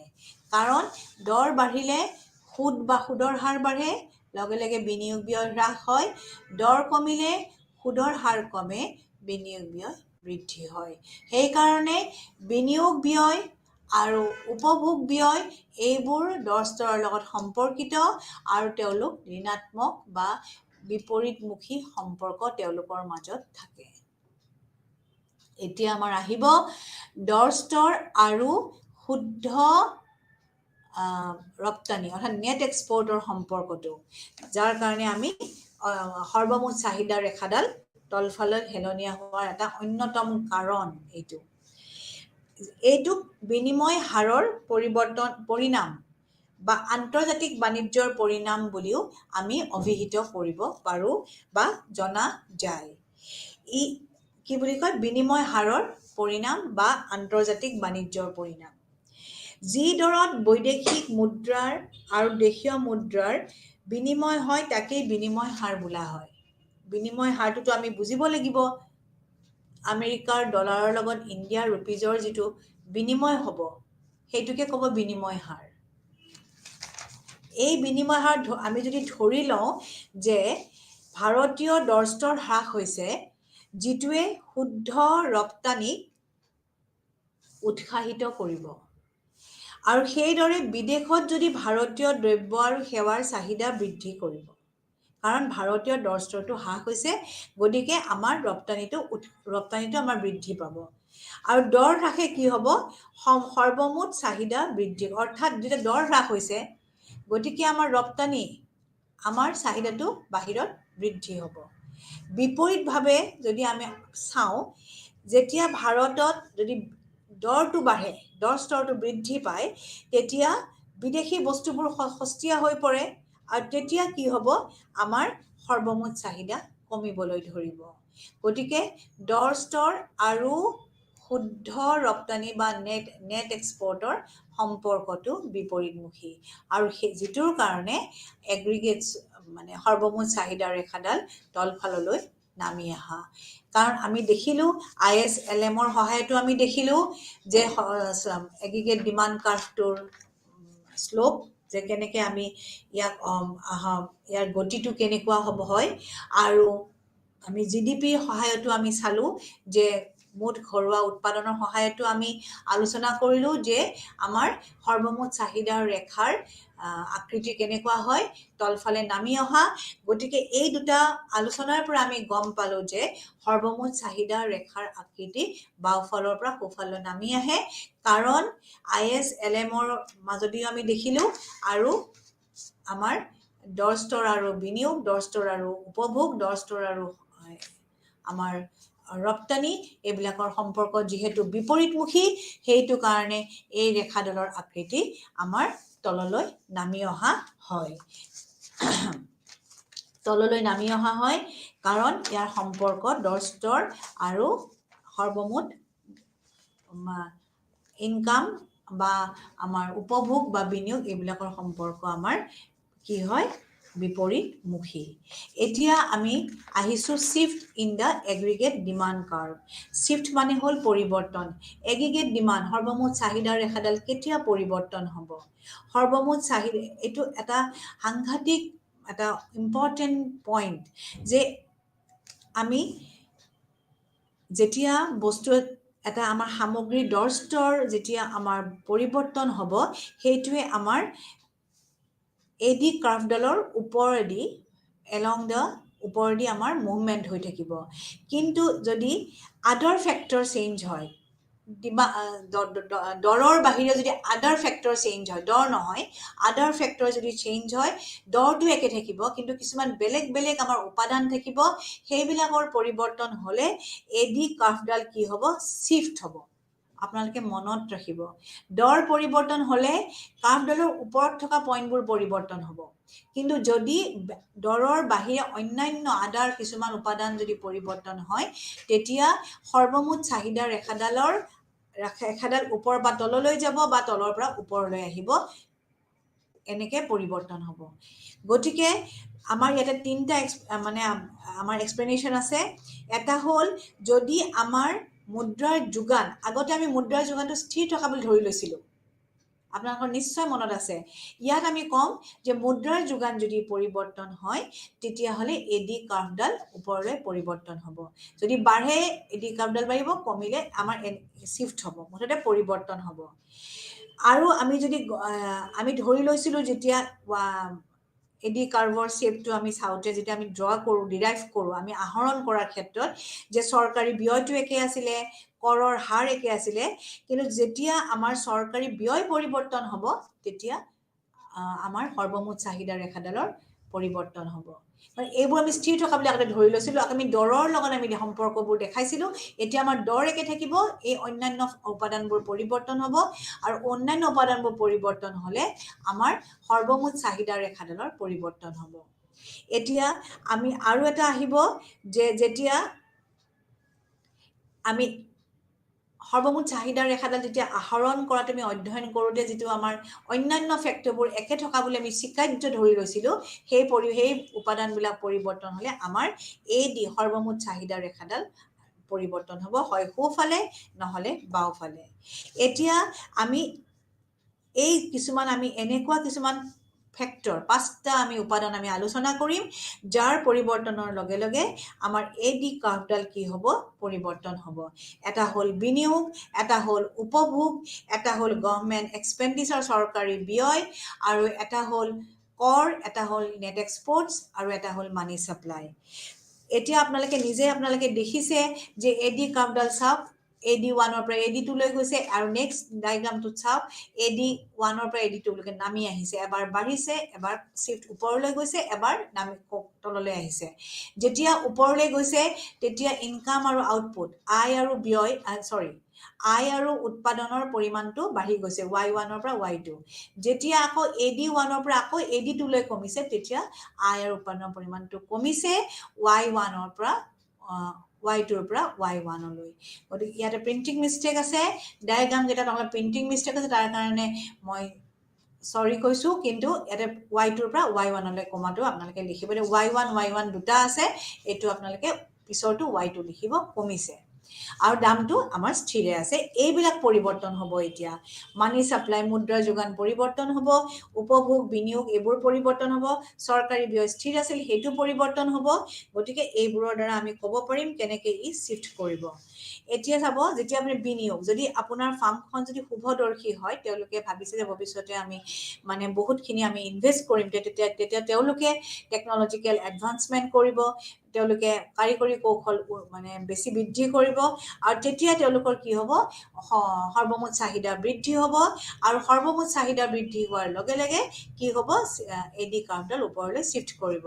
আৰু যদি তেওঁলোক পেচিমিষ্টিক হয়, অমংগলেৰে ভাবা নাই, ফিউচাৰত কি কৰিম একো ভাবা নাই, বা তেওঁলোকে অকণমান নেগেটিভলি ঋণাত্মক চিন্তাধাৰাই ভাবিছে, তেতিয়া তেওঁলোকে কোনো ধৰণৰ আগলৈ তেওঁলোকে বিনিয়োগ কৰাৰ কোনো ধৰণৰ পৰিকল্পনা নকৰে, আৰু তেতিয়া তেওঁলোকৰ সৰ্বমুঠ চাহিদা কমিব, আৰু তেতিয়া কাৰ্ভডাল তললৈ শিফ্ট কৰিব। ঠিক তেনেকৈ কনজাম্পশ্যন, উপভোগটো তেনেকুৱা যে কিছুমান এনেকুৱা মানুহবিলাক এনেকুৱা আছে, হাউচ হোল্ড পৰিয়ালবিলাক যে তেওঁলোকে বেছিকৈ ভাবি পেলাই তেওঁলোকে হায়াৰ এমাউণ্ট, বেছি এমাউণ্ট তেওঁলোকে ছেভ কৰি দিয়ে, সঞ্চয় কৰি দিয়ে, আৰু তেওঁলোকে গভৰ্ণমেণ্টৰ ছেভিংটো হোৱাৰ লগে লগে তেওঁলোকৰ কনজাম্পশ্যন কমি যায়, তেওঁলোকে উপভোগটো কমাই দিয়ে, আৰু তেওঁলোকে সঞ্চয় কৰাৰ প্ৰৱণতাটো বৃদ্ধি পায়, আৰু তেতিয়া তেওঁলোকৰ কি হৈ যাব, আমাৰ কাৰ্ভডাল লেফ্ট তললৈ নামি আহিব, লেফ্টৰ ফালে শিফ্ট কৰিব, বাওঁফালে। আৰু যদি তেওঁলোকে ধৰক ভাল এটা প্ৰফিট কৰিম বুলি ভাবিছে, তেওঁলোকে বেছি সঞ্চয় নকৰে, তেতিয়া তেওঁলোকে কি কৰিব, ইনভেষ্ট কৰিব, তেওঁলোকে কিছুমান ধৰক আপোনাৰ হঠাৎ তেওঁলোকে লাভ কৰাৰ চেষ্টা কৰে, আৰু যাৰ পৰা তেওঁলোকে কিছুমান কনজিউম কৰিব চেষ্টা কৰে, ধৰক ষ্টক মাৰ্কেটৰ কথাই ক'ম, তেওঁলোকে কনজিউম কৰিব চেষ্টা কৰে, তেতিয়া তেওঁলোকৰ কিন্তু কনজাম্পশ্যন, উপভোগটো বৃদ্ধি হ'ব, আৰু লগে লগে কাৰ্ভডাল সোঁফাললৈ পৰিৱৰ্তন হ'ব, গতি কৰিব, সোঁফাললৈ শিফ্ট কৰিব। এতিয়া ধৰক গভৰ্ণমেণ্ট এক্সপেণ্ডিচাৰ, চৰকাৰী ব্যয় বৃদ্ধি পায়। যদি ছাপ'জ গভৰ্ণমেণ্টে ধৰক আপোনাৰ চৰকাৰী ব্যয়টো বৃদ্ধি পাইছে, তেতিয়া গভৰ্ণমেণ্টৰ ডিমাণ্ড কাৰ্ভডাল ওপৰলৈ গুচি যাব, আৰু যদি চৰকাৰী ব্যয় যদি হ্ৰাস পায়, তেতিয়া আমাৰ কাৰ্ভডাল লেফ্টৱাৰ্ড হ'ব, বাওঁফাললৈ নামি আহিব। টেক্সটো আৰু এইটো এটা টেক্স ৰেট, কৰৰ হাৰটো এটা উল্লেখযোগ্য পইণ্ট। ছাপ'জ আমাৰ টেক্স ৰেটটো বৃদ্ধি কৰিছে, তেতিয়া আমাৰ লগে লগে ডিছপ'জেবল ইনকাম, ব্যয়যোগ্য আয়টো কমি যায়। ব্যয়যোগ্য আয় কি, আমি টেক্সটো যেতিয়া আমাৰ ইনকাম বা টেক্সটো যেতিয়া আমি পে'মেণ্ট কৰিম, তাৰপাছত আমাৰ হাতত যিটো টকা থাকি যায়, সেই টকাটো হয় আমি উপভোগ কৰিম, নহয় আমি সঞ্চয় কৰিম। সেই টকাটোক ক'ব ব্যয়যোগ্য আয়। এই ব্যয়যোগ্য আয়টো যেতিয়া কমি যাব, তেতিয়া তেওঁলোকৰ আমাৰ কি হ'ব, সৰ্বমুঠ উপভোগটো কমি যায়, আৰু তেতিয়াই লগে লগে আমাৰ কি হ'ব, উপভোগ কমাৰ লগে লগে সৰ্বমুঠ চাহিদা কমিব, আৰু চাহিদাটো কমাৰ লগে লগে আমাৰ কাৰ্ভডাল বাওঁফালে গুচি আহিব। আৰু যদি টেক্স ৰেট, কৰৰ হাৰটো বৃদ্ধি পায়, তেতিয়া আমাৰ কনজাম্পশ্যন, উপভোগটো বৃদ্ধি পাব, গতিকে আৰু তেতিয়া আমাৰ কি হ'ব, কাৰ্ভডাল আমাৰ ৰাইটৰ ফালে, সোঁফাললৈ শিফ্ট কৰিব। গতিকে আমাৰ কি থাকিব লাগে আমাৰ টেক্সটো মানে এটা লিমিটত থকাটো উচিত নেট এক্সপৰ্টছ শুদ্ধ ৰপ্তানি শুদ্ধ ৰপ্তানিটো হ'ল এক্সপৰ্ট মাইনাছ ইম্পৰ্ট যেতিয়া আমি ৰপ্তানিৰ পৰা আমদানিটো যদি ডিডাক্ট কৰোঁ মাইনাছ কৰোঁ বিয়োগ কৰোঁ তেতিয়া আমি এইটো পাই যাম নেট এক্সপৰ্টছটো আৰু যদি আমাৰ এক্সপৰ্টটো বাঢ়ে ইম্পৰ্টছটো কনষ্টেণ্ট থাকে তেতিয়া কি হ'ব আমাৰ নেট এক্সপৰ্টটো বাঢ়ে যদি ৰপ্তানি বাঢ়ে আমদানি একে থাকে তেতিয়া আমাৰ শুদ্ধ যিটো ৰপ্তানি সেইটো আমাৰ বাঢ়ে গতিকে আৰু যদি ইম্পৰ্টছটো আমদানিটো কমে আৰু এক্সপৰ্টটো একে থাকে তেতিয়া আমাৰ নেট এক্সপৰ্ট NX টো আমাৰ কমি যায় গতিকে আমাৰ এই যিটো এক্সপৰ্ট আমাৰ নেট এক্সপৰ্ট সেইটো আইডি কাৰ্ভৰ ওপৰত কি প্ৰভাৱ পেলায় সাপোজ আমাৰ যদি ধৰক ৰিসেশন হৈছে আমাৰ ইউৰোপে বাই মানে কিনিছে কিছু বস্তু আমেৰিকাৰ পৰা তেতিয়া আমেৰিকাৰ কি হ'ব আৰু ইউৰোপৰ কিন্তু এটা ৰিসেশন পিৰিয়ড সেইখিনি সময়ত যদি আমাৰ কিনে তেতিয়া কি হ'ব আমাৰ প্ৰতিটো দৰ স্তৰত আমেৰিকাৰ নেট এক্সপৰ্টটো কমে আৰু তেতিয়া এডি কাৰ্ভডাল আমাৰ কি হ'ব লেফ্টৰ ফালে গুচি আহিব আৰু লেফ্টৰ ফালে ৰাইটৰ ফালে যাব যদি আমাৰ NX অৰ্থাৎ নেট এক্সপৰ্টটো বাঢ়ে তেতিয়াহ'লে আমাৰ এডি কাৰ্ভডাল ৰাইটৰ ফালে শিফ্ট কৰিব গতিকে এইটো এটা নেট এক্সপৰ্টছ এটা উল্লেখযোগ্য পইণ্ট য'ত আমাৰ এডি কাৰ্ভডাল সোঁফালে যাব নে বাওঁফালে যাব তাত নিৰ্ধাৰণ কৰিব অৰ্থাৎ নেট এক্সপৰ্ট শুদ্ধ ৰপ্তানিটো বাঢ়িলে এডি কাৰ্ভডাল ওপৰলৈ যাব সোঁফাললৈ শিফ্ট কৰিব আৰু যদি কমে তেতিয়াহ'লে বাওঁফাললৈ শিফ্ট কৰিব AD1 পৰা AD2লৈ শিফ্ট কৰিব আৰু তেতিয়া ইনকাম আউটপুট চব কমি যাব এতিয়া মানি সাপ্লাই মুদ্ৰাৰ যোগানটো যেতিয়াই সমাজত বা অৰ্থনীতি এখনত মুদ্ৰাৰ যোগান বাঢ়ে তেতিয়াই কি হয় সুদৰ হাৰটো কমিব ধৰে আৰু সুদৰ হাৰটো যেতিয়া কমে তেতিয়া বিনিয়োগৰ পৰিমাণটো বাঢ়ে বিনিয়োগ ব্যয়টো অৰ্থনীতিখনত বাঢ়ে আৰু বিনিয়োগ বাঢ়িলে উৎপাদনৰ পৰিমাণ বৃদ্ধি পায় সুদৰ হাৰ কমিলে বিনিয়োগ ব্যয় বৃদ্ধি পায় আৰু বিনিয়োগ ব্যয় বৃদ্ধি পালে উৎপাদনৰ পৰিমাণ বৃদ্ধি পায় আৰু যিটোৱে এডি কাৰ্ভক সোঁফাললৈ শিফ্ট কৰাত সহায় কৰে অৰ্থাৎ ইনকাম আউটপুট বাঢ়িছে সোঁফাললৈতো শিফ্ট কৰিবই যেনেকৈ মই আপোনালোকক চিত্ৰতে দেখাইছোঁ যেতিয়া ইনকাম আউটপুট বাঢ়িছে AD1 পৰা AD2লৈকে সোঁফাললৈ শিফ্ট কৰিছে ঠিক তেনেকৈ যদি আপোনাৰ মুদ্ৰাৰ যোগানটো কমিছে তেতিয়া কি হ'ব আমাৰ সুদৰ হাৰটো বৃদ্ধি পায় মুদ্ৰাৰ যোগান নাই গতিকে সুদৰ হাৰ বাঢ়িছে আৰু যিটোৱে আমাৰ কি কৰিব বিনিয়োগটো হ্ৰাস কৰি দিব সুদৰ হাৰ বাঢ়িলে বিনিয়োগ কমে মানে বিনিয়োগ কৰিব ইচ্ছা নকৰে কিয় সুদৰ হাৰ বৃদ্ধি পাইছে আৰু তেতিয়াই এডি কাৰ্ভডাল বাওঁফাললৈ গতি কৰিব ডিক্ৰিজ কৰিব গতিকে এডি কাৰ্ভটো সোঁফাললৈ যাব যেতিয়া মুদ্ৰাৰ যোগান কমিব বাঢ়িব তেতিয়া ওপৰলৈ যাব আৰু যেতিয়া মুদ্ৰাৰ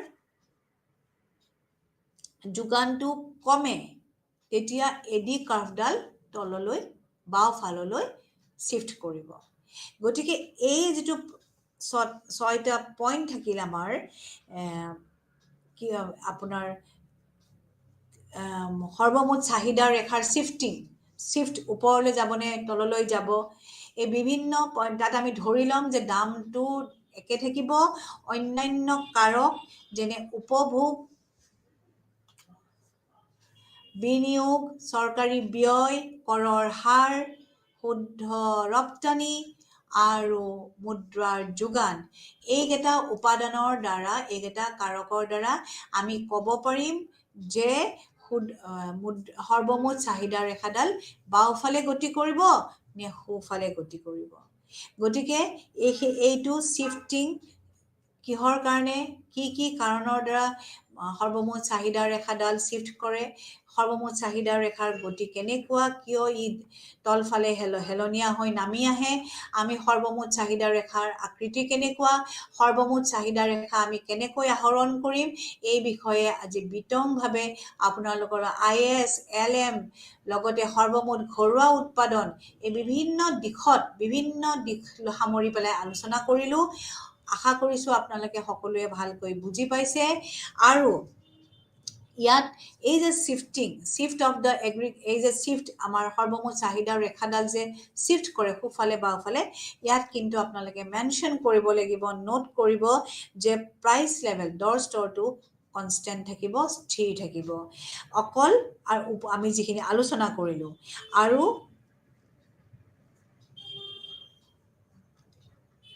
দৰ স্তৰে LM কাৰ্ভডালকো ইনফ্লুৱেঞ্চ কৰে, মানে তাক সেয়া কৰে, প্ৰভাৱিত কৰে। কিন্তু ইয়াতে আমি এডি কাৰ্ভডালৰ পৰিৱৰ্তনৰ কাৰণে আমি এইটো মানে ফল এইটো মানে এইটো এটা ফল হিচাপে আমি নধৰোঁ। আমি ইয়াতে পিটো কনষ্টেণ্ট বুলিয়ে ধৰিম। খালি আপোনালোকে কেৱল আপোনালোকে এই শ্লোপত মনত ৰাখিব যে এডি কাৰ্ভৰ ওপৰত যিকেইটা পইণ্ট আছে E1 E2 সেই পইণ্টবিলাকে এডি কাৰ্ভৰ শ্লোপ কৰে, শিফ্ট নকৰে। শিফ্ট কৰিব লাগিলে আমি পি প্ৰাইচ লেভেলটো স্থিৰে ৰাখি বাকী উপাদানবিলাক আলোচনা কৰি বাকী উপাদানৰ এইকেইটাৰ প্ৰভাৱ যি ছটা প্ৰভাৱ এইকেইটা দ্বাৰা আমি বাকীখিনি শিফটিঙৰ কাৰণ আমি এইকেইটা কাৰণ বুলি আমি অভিহিত কৰিম। গতিকে আমি আজি আলোচনাত আমি বিতংভাৱে এইখিনি আলোচনা কৰিলোঁ যে আমি কেনেকৈ ইয়াক আহৰণ কৰিম। কিয় এই ৰেখা এইটো বহুত ইম্পৰ্টেণ্ট যে সৰ্বমুঠ চাহিদা ৰেখাৰ আকৃতি কেনেকুৱা আৰু দৰৰ লগত ইয়াৰ সম্পৰ্ক কেনেকুৱা, ধনাত্মক নে ঋণাত্মক। গতিকে এইখিনি ডিটেইলভাৱে বিতংভাৱে আজি মই আপোনালোকক আলোচনা কৰি দেখালোঁ। বিভিন্ন আপোনালোকৰ মই বিনিয়োগৰ পৰা ISLMৰ পৰা GDPলৈকে গোটেইখিনি সামৰি আজি আপোনালোকৰ আগত দাঙি ধৰিলোঁ। আশা কৰিছোঁ আপোনালোকে সকলোখিনি ভালকৈ বুজি পাইছে। গোটেইখিনি বস্তু আপোনালোকৰ কিতাপত দিয়া আছে। আপোনালোকৰ যিখন কিতাপত গোটেই এই চিত্ৰবিলাকো দিয়া আছে। দুই এটা সৰু মই প্ৰিণ্টিং মিষ্টেক মই দেখা পাইছোঁ, তাৰ বাবে গোটেইখিনি আপোনালোকৰ দিয়া আছে। গতিকে আপোনালোকে এইখিনি ভালকৈ আপোনালোকে অধ্যয়ন কৰিব আৰু এই এগ্ৰিগেট সৰ্বমুঠ চাহিদা ৰেখাৰ যিটো শ্লোপ এইটোৰো প্ৰশ্ন আপোনালোকে পৰীক্ষাত পাব পাৰে আৰু লগতে এই ৰেখাবিলাকৰ কেনেকৈ শিফ্ট হয়, বাওঁফালে কেতিয়া শিফ্ট হয়, সোঁফালে কেতিয়া পৰিৱৰ্তন হয়, এই বিষয়ে প্ৰশ্ন আপোনালোকৰ পৰীক্ষাত আহিব পাৰে। তাৰ কাৰণে আপোনালোকে মনত ৰাখিব, কিন্তু দৰ স্তৰটো একে ৰাখিব লাগিব। দৰ স্তৰটো আপোনালোকে পৰিৱৰ্তন দেখুৱাব নোৱাৰে। অন্যান্য কাৰকবিলাকৰ পৰিৱৰ্তন এইকেইটা কাৰণৰ পৰিৱৰ্তনৰ দ্বাৰা আপোনালোকে এইখিনি আলোচনা কৰিব লাগিব।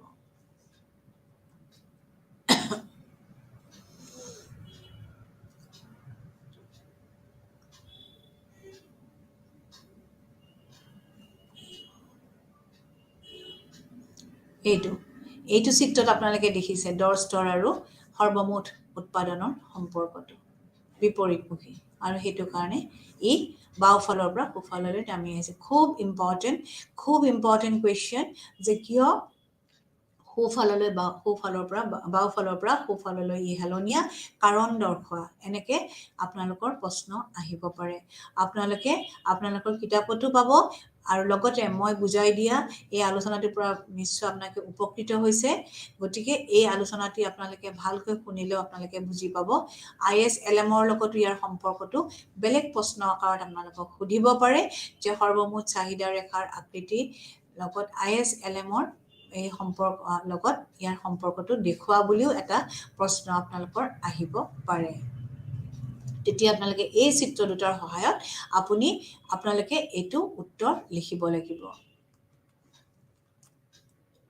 আৰু শিফটিঙৰ আহিলে এনেকৈ ডায়েগ্ৰাম সহিতে এই দুটা ডায়েগ্ৰাম, এবাৰ ইনকাম আউটপুট বৃদ্ধি হোৱা, এবাৰ ইনকাম আউটপুট কমি যোৱা, অৰ্থাৎ এবাৰ সোঁফালে এবাৰ বাওঁফালে, দুইটা কেছেই আপোনালোকে দেখুৱাব লাগিব।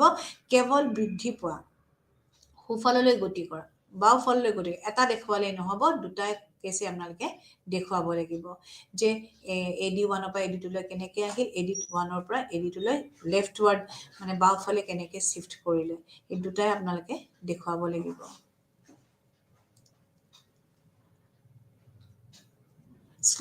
শ্লোপৰ কাৰণকেইটাও আপোনালোকক যেনেকৈ মই আলোচনা কৰিলোঁ যে এগ্ৰিগেট ডিমাণ্ড কাৰ্ভৰ শ্লোপৰ দৰৰ বাহিৰেও আৰু কি কি কাৰণ আছে এইকেইটা কাৰণো আপোনালোকে এনেকৈ পইণ্ট ৱাইজ লিখি উইথ ডায়েগ্ৰাম উইথ চিত্ৰৰ সহায়ত আপোনালোকে দেখুৱাব আৰু এইবোৰ বিতংভাৱে আপোনালোকৰ ওচৰত আজি মই দাঙি ধৰিছোঁ দৰচলত উপভোগ ব্যয় বিনিয়োগ আৰু শুদ্ধ ৰপ্তানি কেনেকৈ সম্পৰ্কিত যাৰ কাৰণে চাহিদা ৰেখাডাল তলফালে নামি আহে গতিকে ব্যষ্টিবাদী অৰ্থনীতি বিজ্ঞানৰ নিচিনা বজাৰ চাহিদা ৰেখা নহয় এইটো ধন্যবাদ